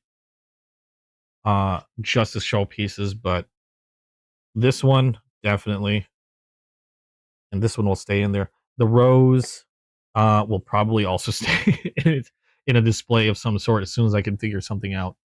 But just a really neat display piece that I thought was pretty cool to add to the collection. And then that would mark the last of the new knives that I got for this week. What I'm going to do next is I'm going to start doing what I usually do, and that is prep some of these knives to be added to my collection, clean some of these knives that are going to be added to my collection, so you guys get an idea of how I do these things. And in case you haven't seen it before, I know a few of you have probably seen it before, and how I do this. So let me get all those, and I'll also see if I can dig out that other case, because I know I have that deep in a box for safekeeping. Well, maybe not that deep, pretty close. Actually, you know what? Might not be as deep as I thought. It just occurred to me the box is on top of everything. Now the question is that knife in that same box? It would help if I had a light, because I'm now digging and rooting around in my closet. And why is there a Labubu sitting there? That should not be there. Are you guys moving on me? Because that would be ultra creepy. Do not like that idea. Spooky little weirdo. Go away. Stop looking at me like that. These Labubus. My girlfriend has gotten a real love for these Labubu collectible things. I'm pretty sure they watch me at night. Which is another reason why I have such a big knife collection. Ugh. I have more knives than fit in my cases, so I reverted to storing quite a few of these knives into boxes. And I just hope I remember where I put it. I don't exactly have the best filing system. I'm trying to figure out a good way to actually store a lot of these knives, and currently, for the most part, I've got them kind of shoehorned in boxes until I can get more cases. And I don't see where I put my other one, which is kind of a shame. I don't know where I put it. It's not in that box. Do I have 3 boxes of knives? Ah, poop. Okay, well, that might have to wait for another time. Okay, so what was I doing here? We are going to prep some of these knives for the collection, and we will start with these, and then you guys can get an idea of what I do with everything once they hit my desk before I put them in storage of one form or another. Okay, let's start with the lady leg. Now, let's see, I've got my oil. I've got my brushes. I have these really tiny micro brushes. I've used toothpicks in the past. I got this as a giveaway, I think, which is why I started using these. Pretty handy stuff. Also wax. The oil I use, normally I use mineral oil. This is camellia oil? Yeah, camellia oil, which is a food safe oil. I also like to use wicked wax or a paste wax. It doesn't have to be wicked wax. But a nice paste wax is another thing I like to use. And you saw earlier, I also like to use KPL for pivots. Generally on my modern knives, if I'm not flooding a knife with this stuff. And when it comes to traditional knives, the first thing I like to do, we'll grab a couple of these. First thing I like to do is I will drop some oil into the pivot area.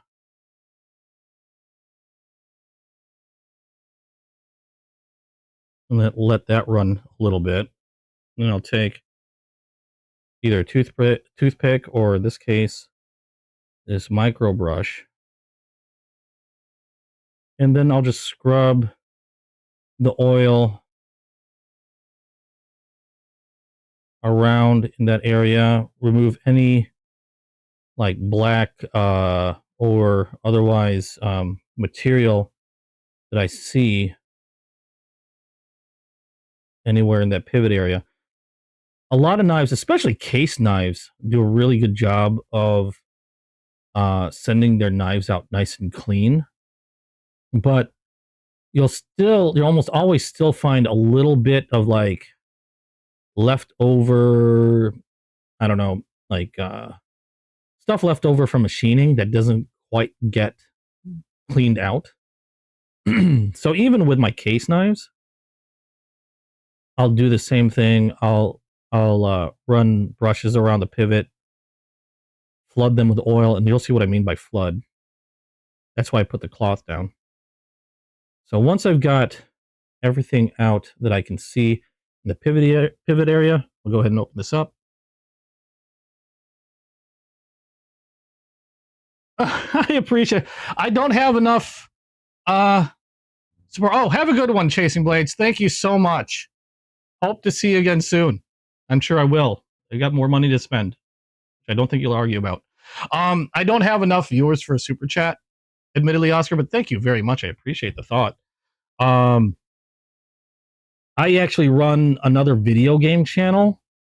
I think I have the link down below. That one actually, I have super chats and stuff enabled on. I do a video game stream practically every day at like 9 p.m. Central Standard Time. And that one actually managed to get enough viewers to where I can do super chats and stuff. But this one, yeah, I think it's growing. I'm actually surprised at how quickly it's been growing. I just like doing this. It's for fun. I enjoy it. But oh, here we go. This is what I meant about flooding. I will take that oil and I will just completely fill the well with that oil. And then I'll use the micro brush. And again, same thing I did with a pivot. I'll just wipe down the center, the bottom of that well, down in the corners, along the sides of the well, and I'll brush everything down to the bottom and let the oil run down the bottom and just drip down. And then you can see, probably should have done this a little close up when it was before, but nice and shiny, very clean well on the inside. There was a little bit of, black speckles or material or stuff that was in there. I brushed that all out. Nice and shiny in there. And I do this with every traditional knife, regardless of whether it's case. Like I said, case has been really good about being nice and clean when I get them. But still sometimes can find a little bit to remove in there. There we go.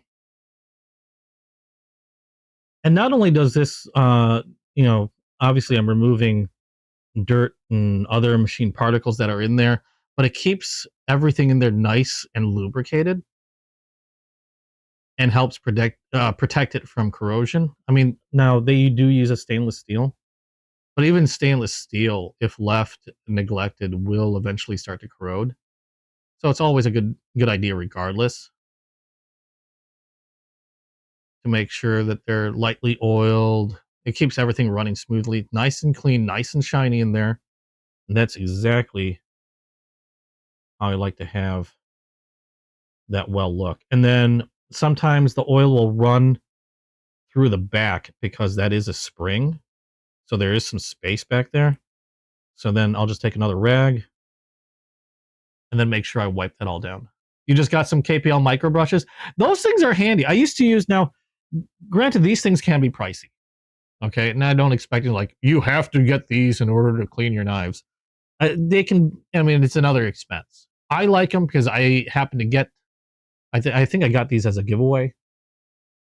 But if you don't have anything like this, if you take a toothbrush, or not toothbrush, I'm sorry, you take a toothpick, and you can even smash the end of a toothpick just a little bit, it'll create a little brush. And you can even use a toothpick, and that's what I used to use, to clean those wells out. And it worked just as fine. I mean, I'm using these because I got them. And they're actually really nice. I mean, if you got the money for it, and you don't mind spending a little extra, go for it. But I'm just saying that, if that's something you got to watch, if you got to watch your spending or what have you, or just don't like the extra added expense, you can use toothpicks.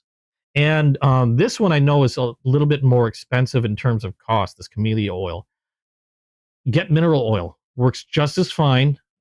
Food safe. Make sure you get food safe mineral oil, because I think there are other types. But if you get food safe mineral oil, you can get those you can get a lot for super cheap. And that works just as well in terms of cleaning out wells and also helping prevent corrosion on blades or steel. So you can go that route and save yourself a little bit extra. But these, I will admit, these things are handy as heck. These are really nice. I'm not going to say they aren't. These are really, really nice. I do like using them since I've got them. In fact, I think I bought another pack somewhere. It's probably with my other cleaning supplies. I did end up buying another pack, I think, from Amazon, because I did enjoy using them. And I still have a ton of toothpicks in my cleaning spot too, because the only thing about these the only thing about these that I ran into a problem with was on some knives. Now, for most knives, this is perfectly fine. But I've had like maybe one or two knives where they had like either a super thin well, where it was weird. I couldn't actually fit this all the way in, and that same knife not only had a super thin well, but was also pretty thick. So I couldn't get this brush to go all the way into the well, and it didn't reach the bottom. I think that's the only time I ran into a problem with these. Otherwise, I think 99% of the time these are going to be perfectly fine. That was the only time I ever ran into a problem. And in that case, I went back to to using my toothpick, and I was able to clean out that well. But yeah, I think like 99% of the time these will work with pretty much any knife. There we go. Nice clean well on the inside, nicely lubricated. Now, these are stainless steel blades, but one thing I'll still do is, because a lot of times when I have a knife in my collection, um, I do make a point to rotate a lot of my EDC because I do have a lot of knives I like to use. But knives, certain knives like this, for example, um, these are more conversation pieces. I like to have them. I don't really use something like this very often, if at all. And so they're going to end up in storage. And while I have boxes and cases that keep them relatively safe from, the elements, whether it gets like humid in here or whatever, dust. Dust is surprisingly a very bad thing to deal with when it comes to knives that just sit out, because dust will get on a blade. That same dust will attract moisture, and I've seen rust spots appear where dust tends to settle. So yeah, I keep everything in cases and stuff like that, but still, just in case, I like to get some paste wax. In this case, this is Wicked Wax. This stuff can be pretty pricey, but you can get other like Johnson's, I think, paste wax. And I like to get a paste wax because I don't want to have to worry about heating it up to melt it, and it's easier to apply. A nice paste wax like this. It's usually beeswax is what the main component of these are. It's food safe, so if you're using your knife to cut up, fruits and vegetables, you're not having to worry about any weird chemicals on the blade. And then what I'll do is I'll apply just a thin coating onto the blade itself, and this is just another further protectant against uh, corrosion. Now, this is, like I said, this is stainless steel, so it's not too big of a worry. But if it's something like a carbon steel blade, that I take much more care of making sure that I coat it really well in wax. If it's a carbon steel blade that I'm not using very often, or stays in my collection, which I've got a couple of, make sure I apply a generous amount of wax to it. You don't have to buff the paste wax out. Um, Wax, in my opinion, is probably one of the better things to use uh, in terms of corrosion protection. Yeah, it stays where you apply it. It doesn't go running anywhere that you don't want it to go. Um, and also, one neat thing is these waxes will also neutralize fingerprint oils. So if you forget to wipe fingerprints off of a blade, if you're applying paste wax, a lot of times it'll neutralize the oils on that, from your hands, and help keep that from corroding the blade. If you're using just oil, like say camellia oil, I like to make a point to make sure I wipe off any fingerprints before applying the oil, because it doesn't necessarily neutralize any salts or water or whatever that might be in your own, uh, you know, uh, in the oil from your fingertips and such. This will generally neutralize it, though. So that's another thing. The only downside to using paste waxes is they do take a little bit of time to apply, compared to just getting an oil rag and then wiping down the blade. And also, if there are areas that you want to protect, like the pivot, for example, I can't really get wax into the pivot area, and something like that, that I will use oil to drip in and let the oil wick itself around in the pivot area. So those are like the downsides to using a paste wax. But as far as preservation, I think it's a much better protectant than just oil. Oil's great if you're using a blade a lot and you need to be able to re-oil something quickly. And just it's just easier to apply, and it'll also get into places where you can't reach. So there are definite pluses to that. And then I'll wipe down that, and then this is ready to go.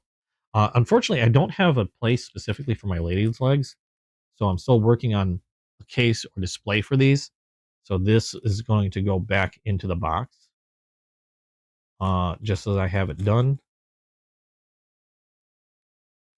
And then I will put this away to be added to a display at some point sooner or later.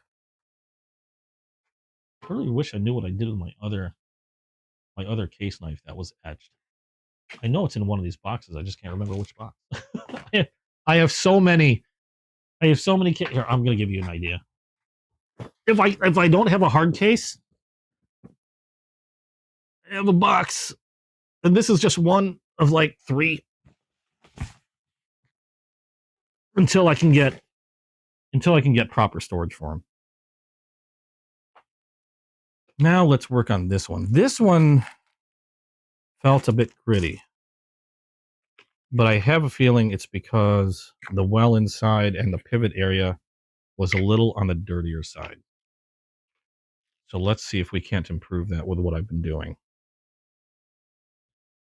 So I felt grittiness at the pivot. Generally, when I come to this point, it does lock, so we know the lock works fine, and it's nice and solid. But I am seeing quite a lot of dirt, dirt or like machine dirt, a little bit of grime in there. So what we're going to do is we're going to close this up again. And just like I did the first one, we're going to get some oil into the pivot area.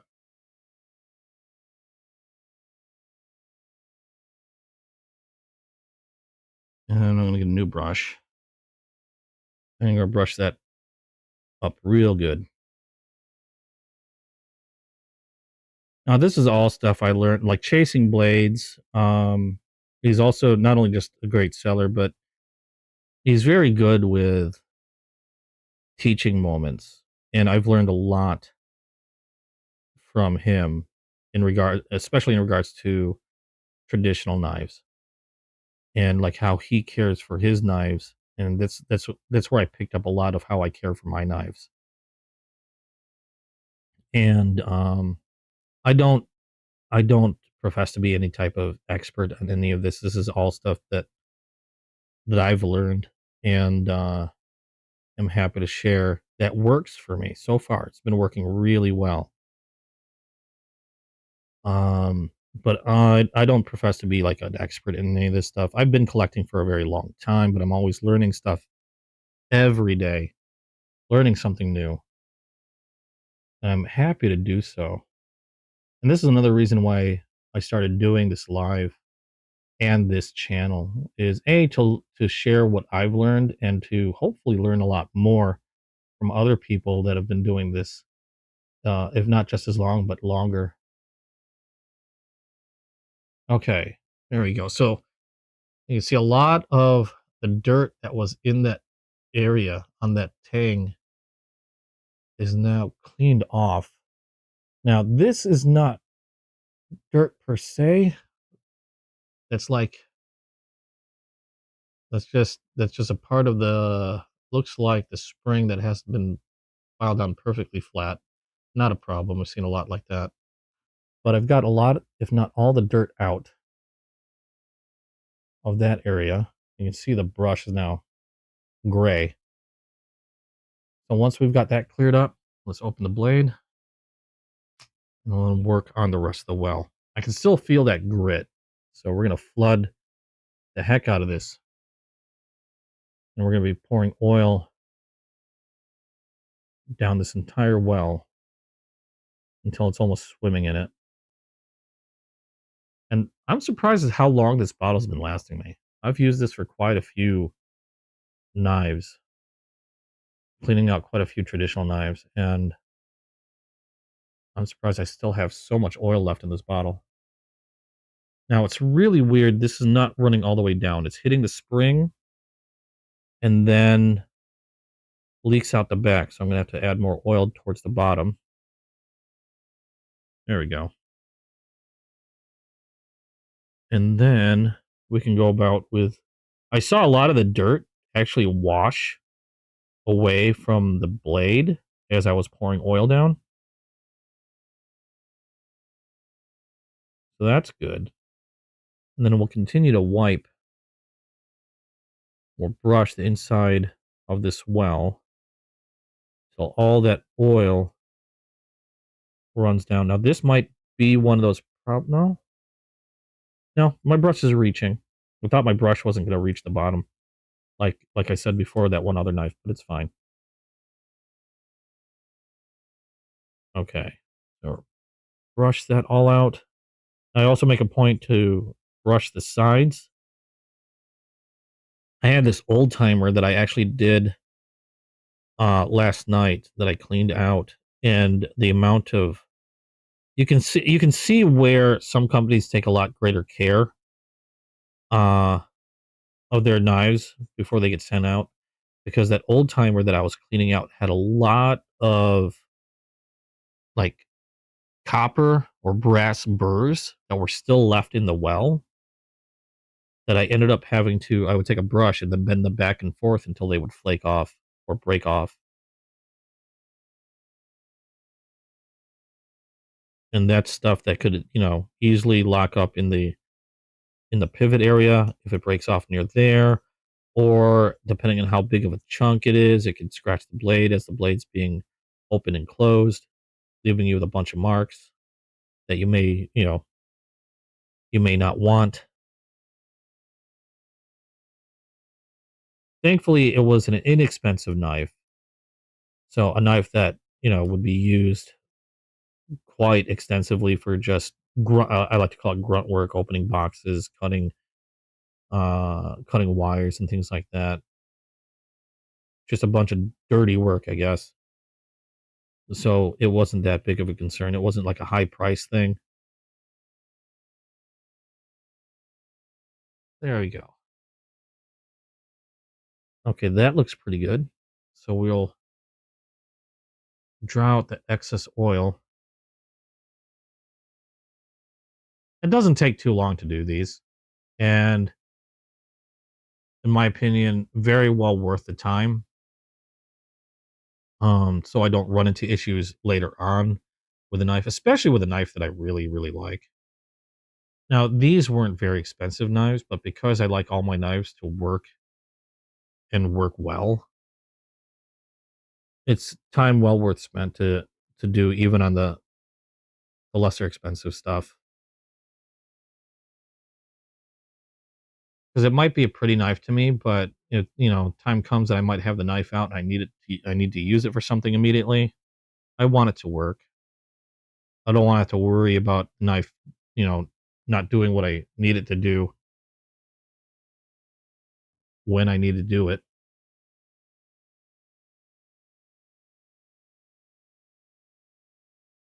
And again, everything I collect, I like it to have the capability to do what a knife does. I'm not going to collect a knife that, like, even my prettiest knives, even my most expensive knives are more than capable of being used. Um I don't like to use my prettier knives because I don't want anything to happen to them, but they're all capable of being used and will do what they need to do well. Um they're built well. They'll handle a lot of cutting tasks. It's not just a pretty uh artistic thing that'll break as soon as it sees like a piece of cardboard. No, they're even if they're pretty, the ones that I have in my collection um need to be able to be used if I need to. If it's not something I can rely on, even if it's a very pretty knife, if it's not something that I can rely on, I'm not going to get it. Like even that zombie or not zombie rough, that zombie case that I have, um even that zombie case, if I needed to use it, I have no doubt that that knife is fully capable of cutting through what I needed it to do. And it's a trapper. It'll do trapper things. I have no doubts on it. But if it was a knife that I couldn't trust to handle, even light cutting, that's not worth it. I don't care how pretty it looks. That's not in the case like that. That's no longer a knife to me. That's just an art piece. If it can't do the job and all it's good at is just to be looked at, It's just an art piece. And that's how I am with my collection anyway. I mean, some people like art pieces. I prefer to have something that will actually do what I needed to do if I wanted to do it. So, all right. Now we got that properly cleaned. Yeah, if it brings joy, awesome. That's all you need for your collection. I just like to be able to use my stuff if I need to. That being said, I have plenty of things that the only purpose is to look pretty. I mean, I'm not against having anything like that. But when it comes to my knives, I like to be able to use them.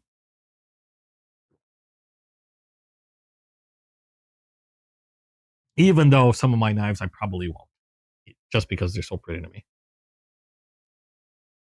Okay, nice and clean in that well. Nice shine that I didn't see before. Let's see how that acts. Oop. Oh, a little bit of grit still, but almost all gone. I mean, compared to what it was like before, that's a massive improvement. A nice snap, too. Even that snap has improved. Because I think a lot of that stuff that was in the pivot, I've managed to wash away. And now it's a much more audible snap. Like before, when I opened this knife, there was so much grit that when I opened it and then I went to go lock it, you didn't really hear it. You didn't hear anything. It would slow down and then it would close and lock. Now I'm hearing that nice snap to that lock where I wasn't hearing it before because of all the dirt grit that was in there. Much better improvement. That worked out really well. And a lot of times that's all a knife needs. Just a little tender loving care and voila. And a perfectly usable yet pretty knife. Now, another thing I will do now, I did get, because of all the oil I used, and this is something that I do specifically for wood, for wooden handles or wooden scales. This one I will protect with some wax. And what I'll do, oh, is there a little crack or a scratch? There might be a little crack. That's fine. Kind of hard to tell because it doesn't run through anything. I think that just might be a weird thing in the grain. All right. So I'm going to wipe off all the excess oil. Then one thing I'm going to do, well, first of all, I'm going to close this blade so I don't cut myself. Wood handles, a lot of times, and sometimes micarta, because it depends on how I want the micarta to look. Some people like their micarta to look worn. Some people like their micarta to look nice and clean and brand new. Me, it depends on the knife. I have some that I like the look of when they're worn. Others, I like the look of micarta when it's brand new. Same with wood. I'll apply a little bit of that paste wax like it would on the blade. And wax is another thing that helps keep wood looking really nice. It helps preserve the wood itself. So the paste wax is good for a few reasons, not just the knife blades themselves or the metal parts of the blade. If you've got a wooden handled knife, you can use paste wax on the entire thing to help protect it. And it's not like a super slippery wax. So you don't have to worry about it like, oh no, I've got wax on my handle and now it's going to be slipping everywhere. No, it's not that type of wax. It's going to enhance the look and still allow you to have a good ability to grasp and hold on to that knife without fear of it like flying everywhere. But you can see now, nice sheen on that wood. Looks nice and clean.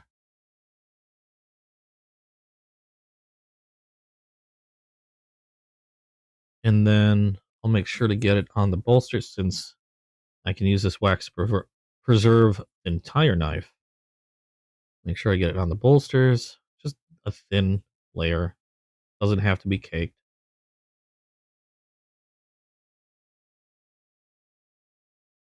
And a little bit on the blade. Now, the only other downside that I realized I forgot to mention about using paste wax on blades is if you have a nice shiny mirror finish on a blade, obviously if you use paste wax, that's going to dull the look of the shine until you buff that wax back out, which could take a bit to, wipe all that wax off. But personally, I would rather protect the blade, even if it dulls a mirror shine a little bit because of all the wax. I'd rather protect it so it stays pristine. And then if I really want to show off the knife, I will just grab a cloth and then wipe the wax off if I really want to show the mirror sheen on it. But that's another thing that I forgot to mention in terms of using paste wax is, yeah, if you've got a very shiny mirror finish, it's going to make it look a little dull. All right. A little bit here. And we are golden. Oh, and then, of course, be very careful when you're waxing your blade. There was another knife made by QSP. Beautiful knife. Ultra sharp blade. And I was chatting with somebody. Actually, I think it was my girlfriend. I was chatting with my girlfriend. And as I was talking, I was waxing the blade and not paying attention. And that blade was so sharp. I had like 2 layers of cloth around my finger. That blade was so sharp. As I was applying wax and running my finger across the edge, I felt it cut through both layers immediately. And before I could stop myself, I felt the blade immediately sink into the finger. It was just, ugh. It just cut so cleanly through. Now, the nice thing was that blade was so sharp and was such a clean cut, that cut healed super fast. But it was just a weird feeling. It was like, ah. So, yeah, make sure you're paying attention when you're doing this. You don't want to cut yourself. But nice, clean look. And then this is also ready to go. This one might be one that I take out a little bit more often and use as well. Nice little conversation piece too. But this is going into the box for now. And that goes. Now, in terms of this one, I've already prepped this one. And all I did on this, because this is something that's going to be staying, I applied some pivot oil to the pivot and then just wiped the blades down a little bit with that same pivot oil. Mainly because this is going to be sitting in the case until I get a display. Once I get a display for it, I'll probably go over it again.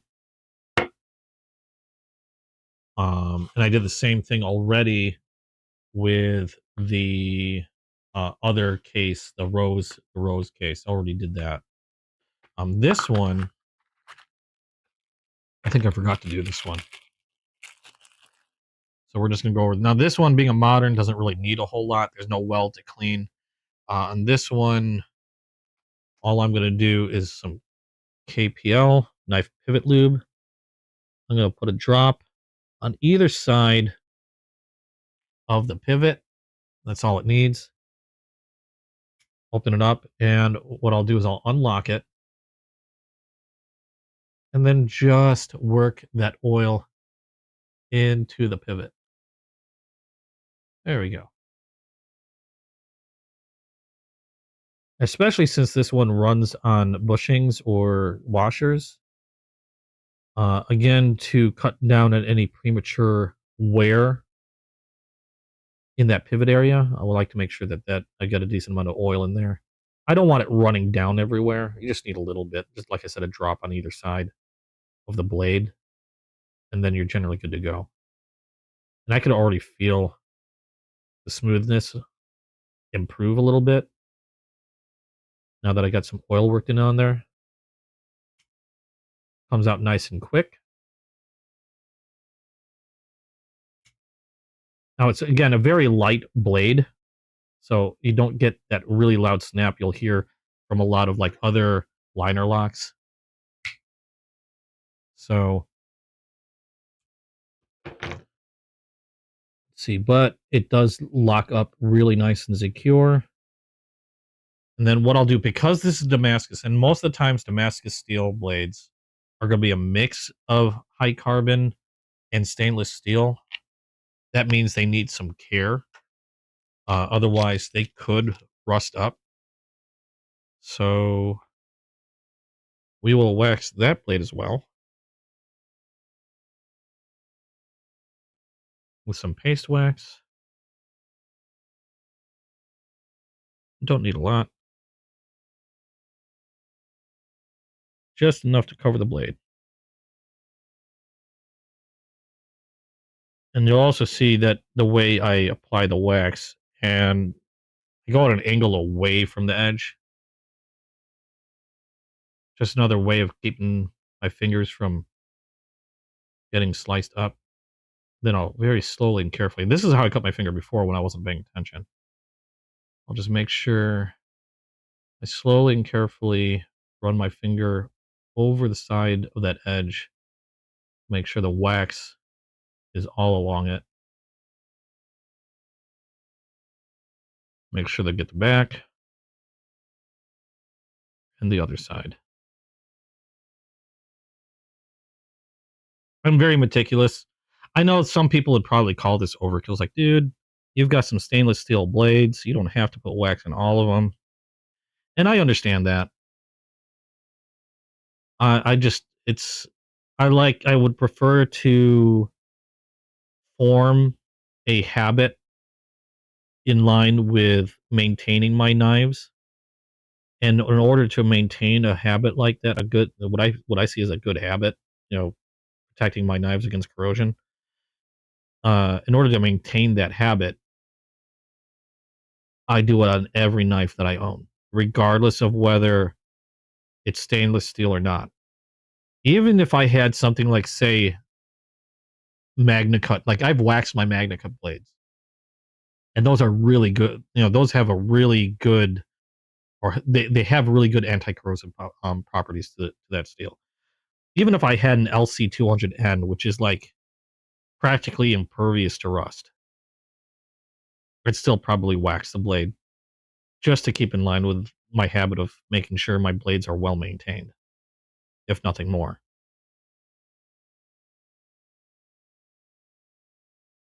Good habits are things that are good to repeat constantly in order to keep them as a good habit. And that's what I see a lot of this knife care to be. All right. And these are G10 scales. The wax actually is pretty good at keeping G10 scales looking nice. Although you generally don't have to worry too much about that. It's usually just the micarta scales. But you can get a nice little sheen on G10 if you apply a thin coat of paste wax to it. Again, it doesn't really need its G10 scales, but it does give a nice shine. And there. Modern knives are always a lot quicker to deal with than the traditional when it comes to cleaning. And this is a neat little knife. I can't believe it's Rough Rider. Because usually I'll see executive knives for easily twice the amount. That's cool. We'll just put that back in the box for now. And also, if you guys have any questions, again, I don't claim to be an expert or anything, but I don't have any problem answering questions that, like, if you got questions on my collection, if you've got collections on, like, how I do certain things, like how I'm doing my cleaning. I know I don't have anything that I really intend to sharpen. Maybe the Ulu, but the Ulu seemed like it was pretty sharp already. Actually, we'll test that out. That was good enough. There we go. Back in the box you go. The Ulu, this is one where definitely, because I'm be using this in the kitchen, you definitely want to make sure that now I'll probably clean it off before I ever use it, but I'm going to go ahead and protect it anyway until I do so. The ulu is one, since I'll use it in the kitchen, I want to make sure that what I use on it is going to be food safe. I don't recall, actually the only thing I have that isn't food safe that I'm aware of is probably the KPL, but I'll be sticking with the paste wax for this one. And then we'll also test to see how well or how sharp this already is. So I'm just going to quickly wipe off anything that was on there already.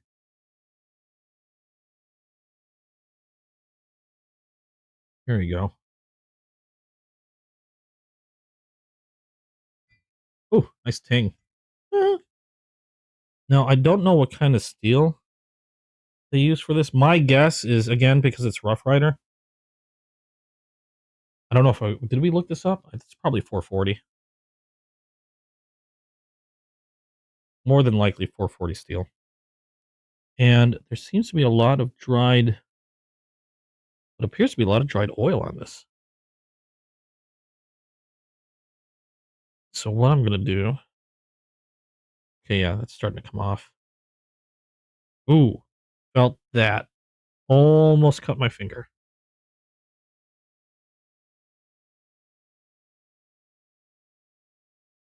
Okay. There was quite a bit of dried oil on this. But that is all coming off. Check the other side. I think I got all that there. And just to see real quick, need some magazine paper. I didn't test any of the other knives, but I wasn't planning on it. Let's see how sharp this one is, though. Because this one I do intend on using eventually in the kitchen. Ooh. Oh. Okay, I like using magazine paper for a couple reasons. One, it tears easily. Two, a lot of times I can feel and hear how sharp a knife is on magazine paper. I can usually feel when it's tearing a little bit, like as it's cutting through, if it's doing a little tearing. And it tends to be a lot louder when I'm cutting through magazine paper and it's not cutting cleanly, but tearing through the paper. This is smooth. That is smooth and relatively quiet. An immediate bite into that paper all along the edge. Now, this is something I don't normally do, is go backwards. Only because I know where my fingers are. Ooh. That wiping job I did down before I started cutting the magazine could have ended up a lot worse.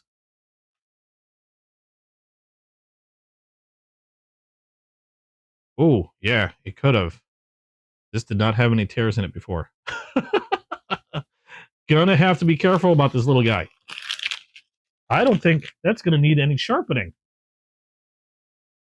I did not expect, you're not the only one, Oscar. I did not expect how sharp that thing was gonna be. That is sharp. And again, a single bevel. Now, let's see.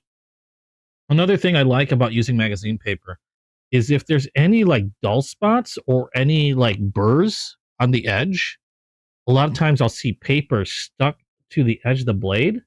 That's a little buzz.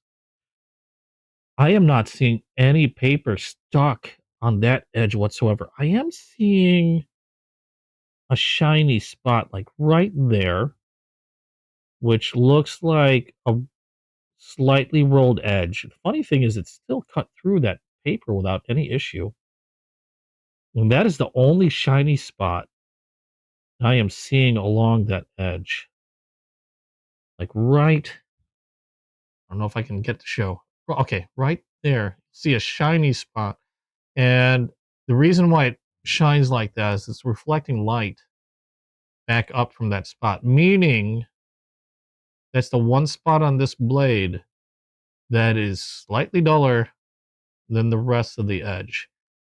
But I'm not seeing any other shiny spots along that edge. So what we can do here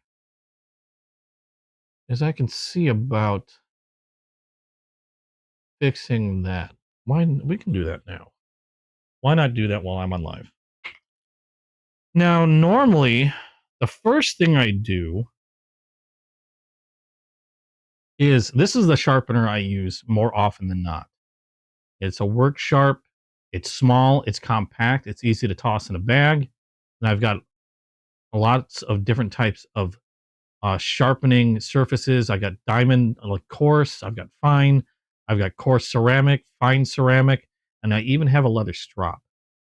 So we will probably use this. I don't believe I'm going to need to take this to stone, so I'm not going to use any of the diamond. My only thing is I hope this is going to be big enough because normally I use these for pocket knives, and this is a much longer edge. Excuse me. So I don't even think it requires all that much, just a bit of honing. So I don't think that's really a chip. Might be just a slightly rolled point. So now we only have one single edge on this, so I don't have to go back and forth. I'm gonna find my angle and watch my fingers. And I'm just gonna slowly and lightly, without much pressure,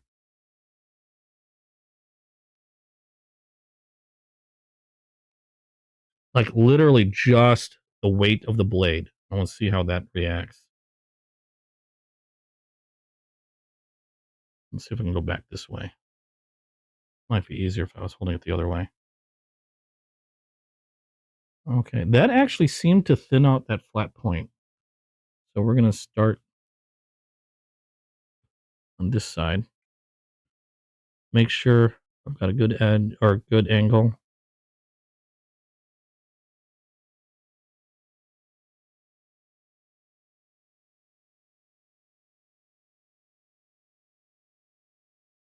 Let's see where I'm at now.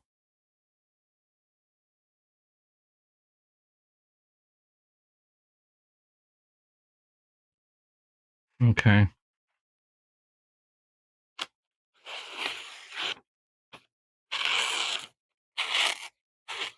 Oop. I was holding that paper weird.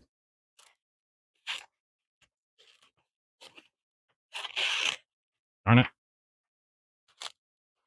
Why am I not?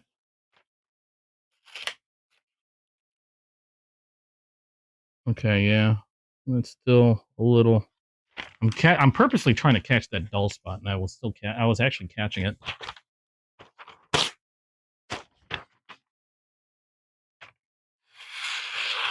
The other side's fine.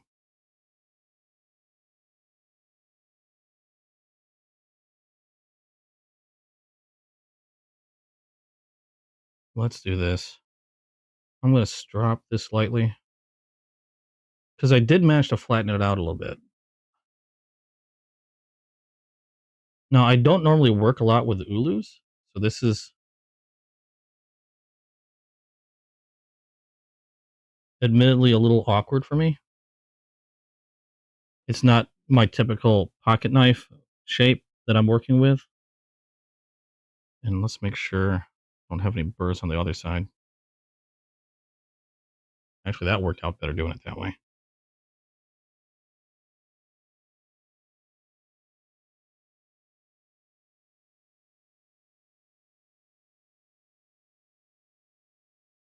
I got a leather strop that I'm running this over.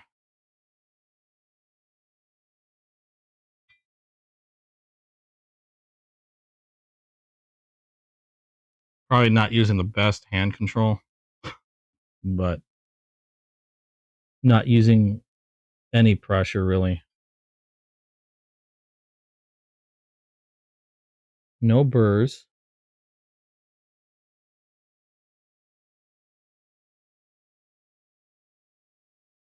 And I no longer see that flat, shiny part. think I got rid of it.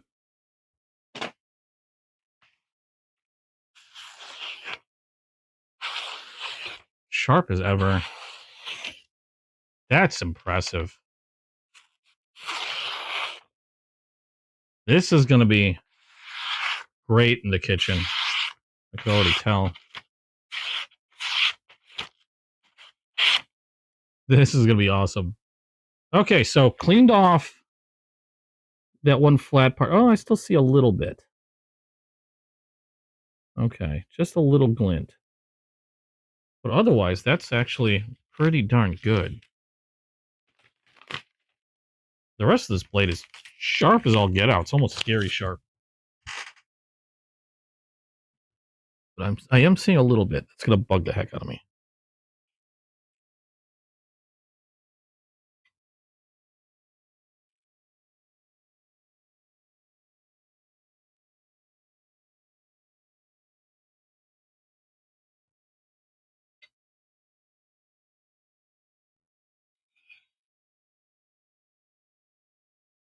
Although it is going away.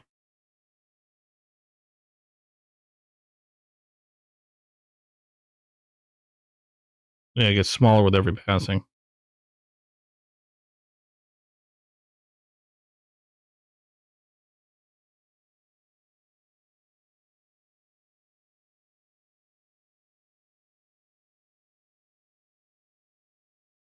The reason why I'm using such a fine ceramic to do it is because I'm not trying to actually take metal away. Because I have a feeling it's more of a small roll. I'm actually trying to smooth things out. If it was a chip, then I would be using the diamond stone and actually trying to remove metal.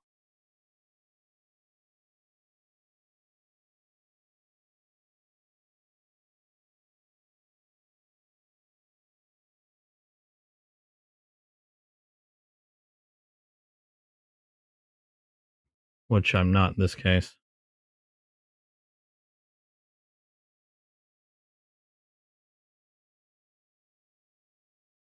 There we go. Pizza or quesadilla cutter? Yep, easily a pizza or quesadilla cutter. Or anything, like it was saying, you can use this for a lot of your vegetable chopping, cutting needs. It's a very utilitarian type blade, meaning you can use it for a lot of different things. There we go. And I can still see a slight glint, but it's nowhere like it was before.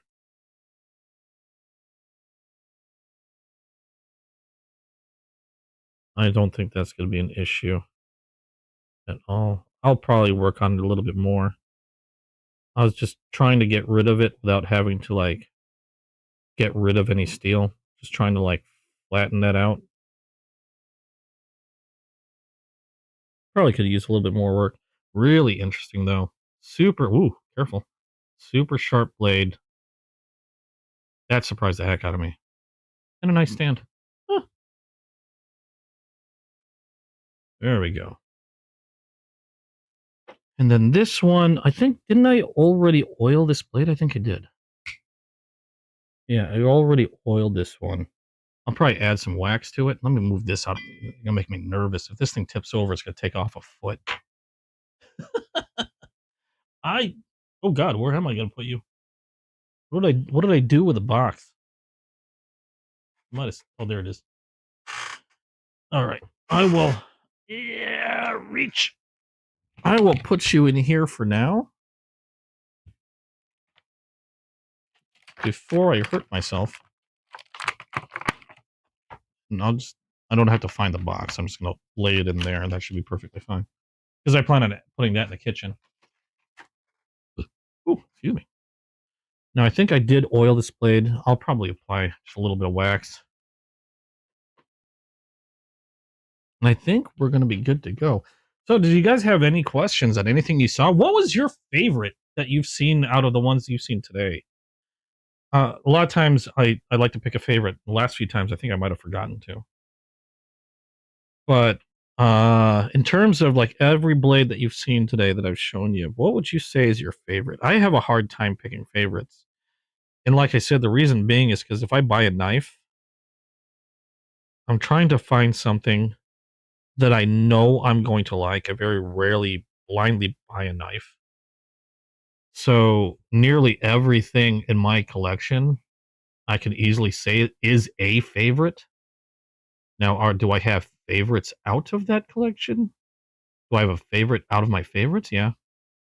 Those Benchmades, not Benchmates, what am I saying? The Kershaws. When I say Benchmates, I don't have any Benchmates. The Kershaw Bel Airs. I think that's why. The Kershaw Bel Airs are probably two of the favorite knives in my collection, along with the Best Tech Tercel. The Remet. I have a couple others. There's a Remet Squirrel. The Remet collaboration with Blade City, which was the wild species with a copper and carbon fiber scales. I have these case knives that actually have squirrels on them, which are favorites of mine because, well, squirrel. Definitely the rose. Classy knife. Yeah. That is definitely a very classy knife. Very gorgeous. Very pretty. I really wish I remembered. I know I tucked it away somewhere. You know what? It's going to bug me. Let me spend some time and dig. Oh, you know what? I didn't do this knife. Forgot about that. That one I got to protect because it's Damascus. But let me dig around because it's going to bug me if I can't find it. And I know I have it in a box simply to protect it. Where did I put my... Oh, because I am looking in the wrong freaking box. That's why. I was like, why are none of my case knives in there? Because that's not the case knife box. Ugh. Like I said, I have a few boxes. I really got to work on my collection storage. The Skechers box. There we go. I got my Civivi 11th anniversary. I've got my... Oh, this is the one that I told you cut me. This is my QSP Dolphin. That's the one that cut my finger when I wasn't paying attention. That has a mirror blade. And it's sharp as hell. The reason why it's in here also is because I don't have a way of carrying it. It doesn't have a pocket clip. And there is wax on the blade. That's why it looks like that. That's what I was talking about before. But otherwise, it is a mirrored blade. If I wipe that wax off, I can use that as a mirror to shave with. But this is the sucker that cut me. This one drew blood. The QSP Dolphin. Very beautiful knife. Doesn't have a pocket clip, which is why it still remains in the box. There is a knife slip I can buy from QSP that I want to buy. I just haven't done it yet. It's like 15 bucks. That's the one that cut me, bastard. Love it. Sharp as hell. Where is the other? Because we showed the rose, and here it is. This is the only other case knife that I own that's etched in that similar way. And you'll see a reason why this one is special to me. And put these away for now. Get over there. Ugh. So we saw that rose knife. And this one is my case. This one's also limited. I think they limited it to 500 pieces, if I remember. And this is my squirrel knife.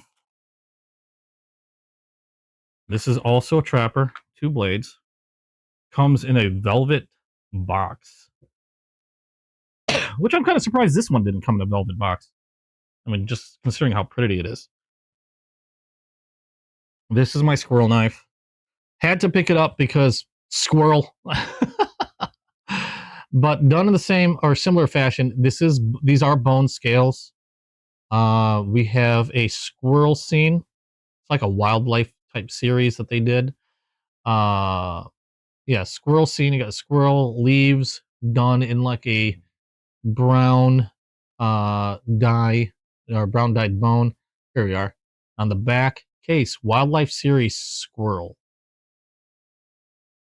This one had some interesting history in terms of trying to get, because I found one, ordered it, it got lost in the mail, they ran out, I panicked because again, these are supposed to be a limited series. Found another one, or they gave me a discount on another knife. I'll show you.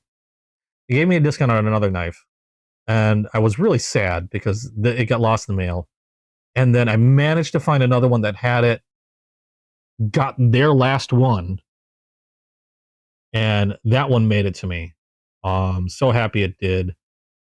Case Wildlife Series Squirrel, again done in bone, same type of etching carving. I don't know what you call it, but it's not smooth. You can feel each individual leaf. You can feel the squirrel there. Like I think they call this an acorn style shield. But this is the first knife that I got that was etched. A little acorn right there. That was etched in the same way that Rose one was done. I wish Chasing Blades was still on to see this one. I know he's seen photos of it, I think. But definitely a special thing in my collection, admittedly because of the squirrel. I went on a mission at that point, like when I came up with my channel, we called it the EDC Squirrel. The reason why I called it the EDC Squirrel is on my video game channel, I have a tendency to squirrel around.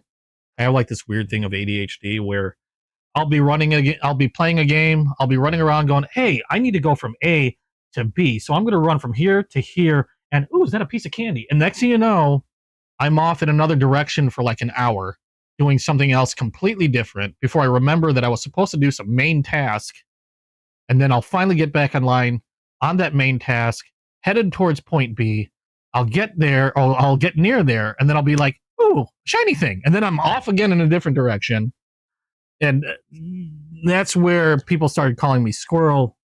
I started using squirrel images and stuff like that. And then I started my knife channel, and it just seemed like it fit. And then I found out knives like this existed. And then I went on a mission to acquire as many squirrel knives as I could. So this is one of the first ones I got. Actually not the first one I got because it got lost in the mail. It was one of the first ones I tried to acquire was this one. And there are two other cases, both again limited, and both squirrel knives. And that would be where they are. Here they are. I had them in my other case. Ooh. These are both also case knives. This one is done in a synthetic yellow. Case Squirrel Trapper also. And in a synthetic yellow. Your standard trapper with a California clip point and a spade blade. And a Case Squirrel Sodbuster Jr. Again with a squirrel etching on the side done in synthetic yellow. Single bladed Sodbuster Jr. So I've been kind of on a mission to grab these squirrels. I have another knife called the Remet Squirrel that doesn't have a squirrel etching on it, but because of the name, I had to pick it up. Okay, you manufacturers, don't get any ideas. I don't have that much money. That one would be, where are you? Remet Squirrel. Now this one doesn't have a squirrel image. It's just named simply the Remet Squirrel. And that would be this titanium purple like oil. Somebody said something like oil drop titanium or oil slick titanium because it kind of changes colors when I touch it because the oil's on my fingers. But it's titanium. It's it is a slip joint, so it's like a modern traditional with M390 steel, if I remember correctly.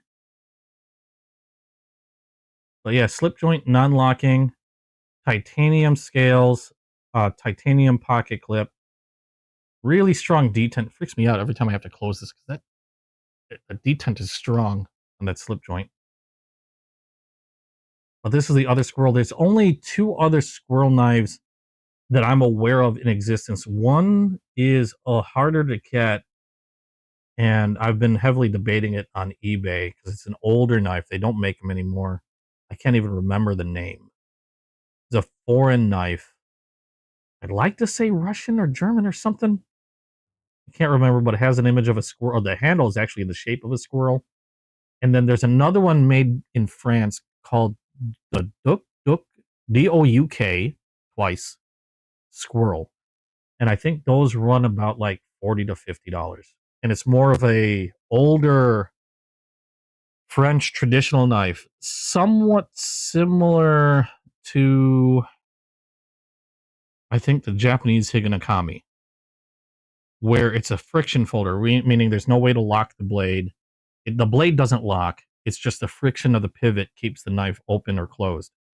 And that's the only other squirrel related knife or knives that I have yet to get are that one, are those 2 foreign ones. Again, the one from France, the Douk Squirrel, and I can't remember where the other one is, or where it's from. I know they don't make them anymore, but I have seen them for varying prices on eBay.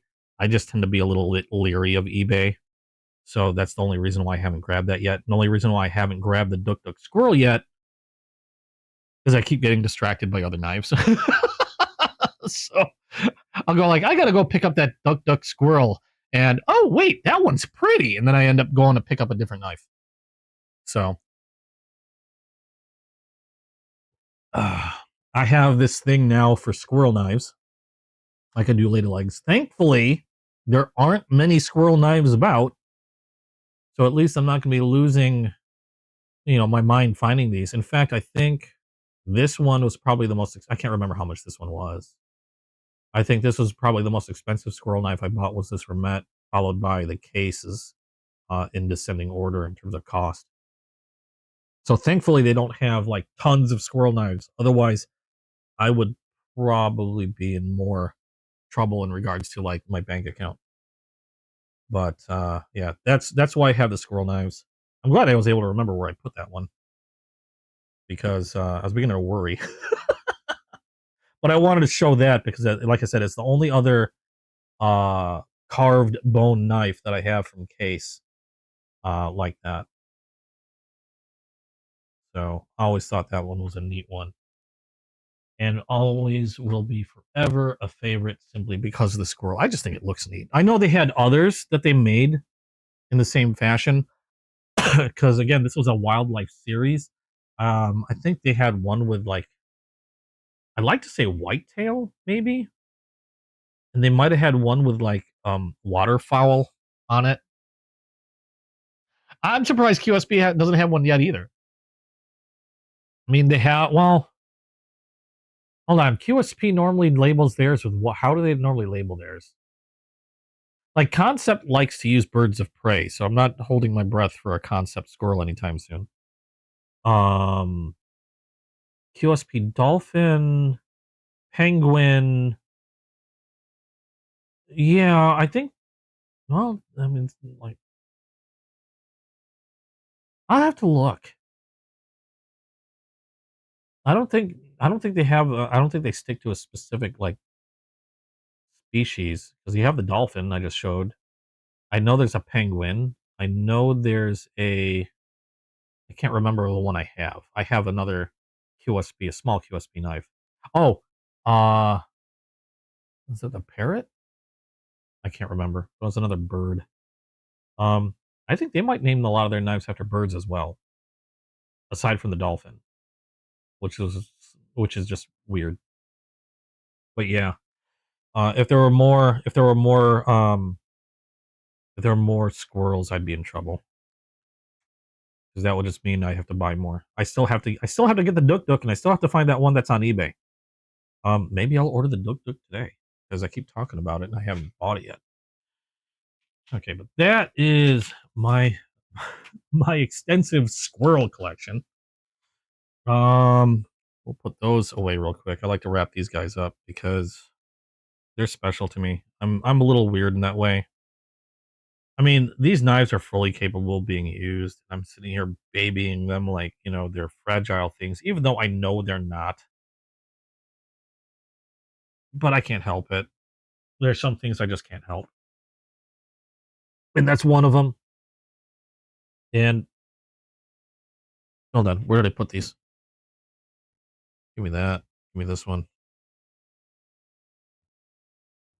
Wrong case. This case. It goes in that case. Oddly enough, I haven't put the that etched squirrel in my knife case. It's just sat in its jewel box because I actually like the jewel box it's in. And okay, let's close that case up before I forget. And I forgot I have other knives I needed to protect. Yeah, then that's all that matters. Is if it brings you happiness, if it brings a smile to your face, it's not hurting anybody else. There you go. Now, actually, I don't think I need to protect this one because I forget. Sal from Titan Knives does a pretty good job of oiling and protecting their stuff. He even wraps it in plastic, so I don't think I have to worry too much about this one. However, I did forget that I had some bare edges and whatnot that I'm going to at least oil the pivots. But yeah, if you have any questions on anything that I have, anything that I do with my knives, this is the chat portion. This is where I just blab and talk. This was a big surprise. This bare edge. I mean, I shouldn't be surprised by bare edge because they're decent knives. But I know bare edge tends to be their budget or like inexpensive line. But it still surprises me at how good of a knife they can be. And not to mention the fact that it matches a lot of my hunter's clothing, which I did not expect to see. I'm glad I bumped into this. Otherwise, I mean, it's not like I was going to go hunting for a knife that matched my camo. So I just happened upon this one by sheer luck, and that's just pretty cool. Now I think I did oil this one already because it is feeling pretty smooth, and I can see some oil in the pivot. I don't think there's really anything else I need to do other than maybe wipe it down a little bit. I don't wax coated blades very often. A lot of times the coating helps protect the blade already from corrosion. So a lot of times I'll just make sure to wipe them down. And I already know that the steel on this one is 440 stainless, so it's already a stainless steel. It's already resistant to corrosion. And then again, with that coating, that should help a little bit, at the very least. And just some pivot oil, and that's good to go. These were a pleasant little surprise as well. Just little inexpensive, cheap knives. Like I said, kind of shaped like a Spyderco with that weird bird-like beak. But again, handy little things that, because these were things that, well, first of all, they were a giveaway, so I didn't even have to pay anything for these. I can just toss these into my car, and if I need a knife for an emergency, or I don't know, I know I'll have a knife on me all the time, but if somebody needs a knife in an emergency, and for some reason either I'm without one or it's somebody else that doesn't have one and really needs one, I have no problem handing one of these over. Now I don't know what kind of I want to take these stickers off. That bugs me. I don't know what kind of steel is on these. My guess would be, I'll look them up later. Because, but my guess is probably along the lines of like maybe, oh, I don't know, maybe like a 13 CRMOV something something, or 420 stainless is my guess. Actually, you know what? Let's look. Let's say it says stainless China. So my first thought is it's going to be something like a 420. It's Lansky. Let's look this up. Screw it. Let's take the time and look it up. Lansky folding knife. I don't have. Is there a model number on that? Oh no, there is a model number. Hello. Let's see. It's LK10 045-S1. I have no doubt they're both going to be the same. Orshane lockback knife, black and red. Yeah, it's like a $5 knife. Not bad though. What do we got here? 2.5-inch blade. That sounds about right. Let's see. Does it say the steel? Just stainless steel. Black and red ABS handle and plastic. Pocket clip, lanyard hole, thumb pull. You get these in bulk packs. Yeah. Just unnamed stainless steel. At least according to that one. Does anybody else say anything on these? Let me check another website. Average is again, yeah, $5. Oh, okay. 420 stainless steel on this one, according to SMKW. 420 stainless steel. So that, yeah, just what I thought. 420 stainless. It was either that or like a low number CR or something MOV. So not a surprise. Decent 420. Okay. Yeah, just another nice and handy thing to have that I don't have to worry about. It's not like an expensive knife that I'm gonna be like, oh my god, I don't want anything to happen to it. No, this can fall in the dirt and do all the rugged stuff that I don't want my prettier knives to deal with. And like I said, again, chuck them in my car for an emergency. They'll always be there. I've actually got a inexpensive tiny buck knife that I have in my car with a giant lanyard that I attach to it that I leave for emergencies, but I can always toss this in there just in case. And then nice lockback, not getting any movement. Feels sharp. I don't know how sharp this is. We can test one. Yeah, see, now this is where I was saying I can tell a difference in the sound and feel. And if you even look at the edge, you can see it's still cutting through the paper, but the sound, it's doing a lot more tearing, even though it cuts through. It's almost like micro sawing through. But yeah, nowhere near as clean as that Ulu. And what I was saying before as well, when I try cutting through the magazine paper and then I take a close look at the blade, you can see, I don't know if it'll come up on camera, where bits of magazine are caught in like little micro teeth on the very edge. Now, yeah, this obviously will cut. It's sharp, but it could be a lot sharper. Like that Ulu was perfectly clean after cutting through that magazine paper, and also the sound was much different. It was a much quieter sound. You didn't really hear. You heard cutting, you didn't hear tearing.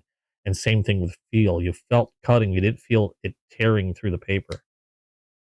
But still, handy enough. If I really want to, I can put a finer edge on it very easily. It'll take me moments to do, and then toss in the car.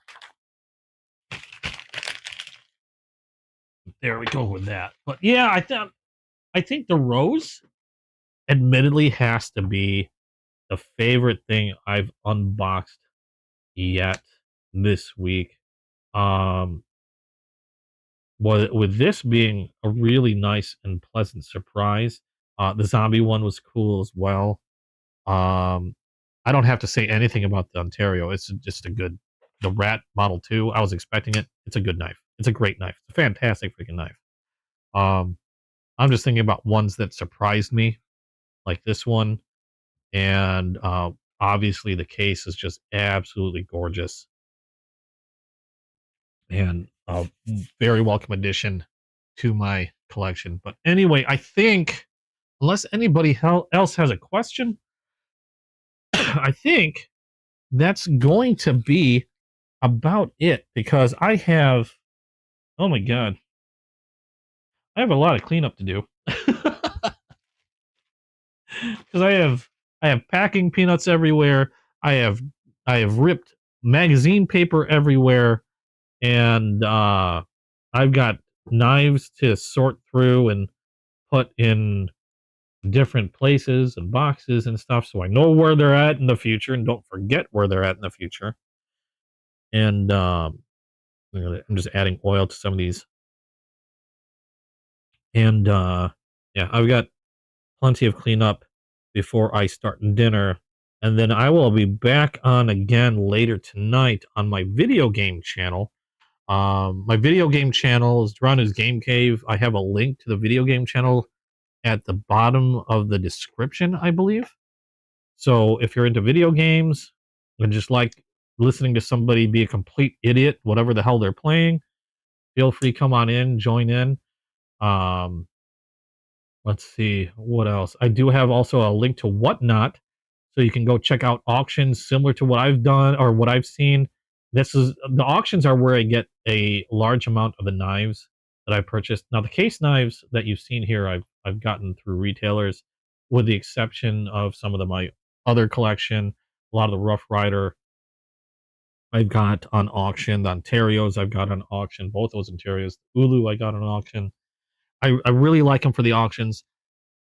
Mainly because the shows are entertaining. I've met some great people in the auctions, and it's just been really good fun. And I managed to save a little bit of money on some of the stuff I get. I do get some pretty decent prices, but like I said before, make sure you do your research. You know, make sure you're paying attention to the people that you're in the show or who's running the show, and don't be afraid to ask questions. That's how you learn. Chasing Blades, very, very highly recommended. Appalachian freeze dried knives, also a seller that I highly recommend as well, especially if you like freeze dried candy. If you haven't had freeze dried candy before, definitely check them out. But yeah, those two guys, probably my favorite sellers. Titan also. Titan Knives is his name. Also a really great guy. Super dude. That's where I get a lot of my Damascus. There are other Damascus brands that I was just shown and I want to check out, but I don't have any of those yet to show you. So hopefully soon in the future I'll be able to show some different Damascus makers. I think that'd be really neat to check out. And I think that's gonna be about it. So thank you so much for joining me. Hope you guys had fun watching. Um, Again, I have my video game channel tomorrow or tonight. I don't know if I'm going to hold an auction tomorrow. I probably won't. I don't have that much to sell. So I think the next time I'm going to be live on this channel will be next week on Saturday, 2 p.m. Central Standard Time. Otherwise, I'm going to continue to put out videos throughout the week like I normally do. And then hopefully I'll have some interesting stuff to unbox and show you next weekend. So thanks again. I'm glad you enjoyed. And yeah, that's it. Hope to see you guys in the next video. I don't have a closing. I didn't even have an opening. I still haven't had time to make one. So I'm just going to end it here. Thanks again, you guys in chat and anybody else watching. Awesome as always. Hope to see you guys in the next video. Bye-bye.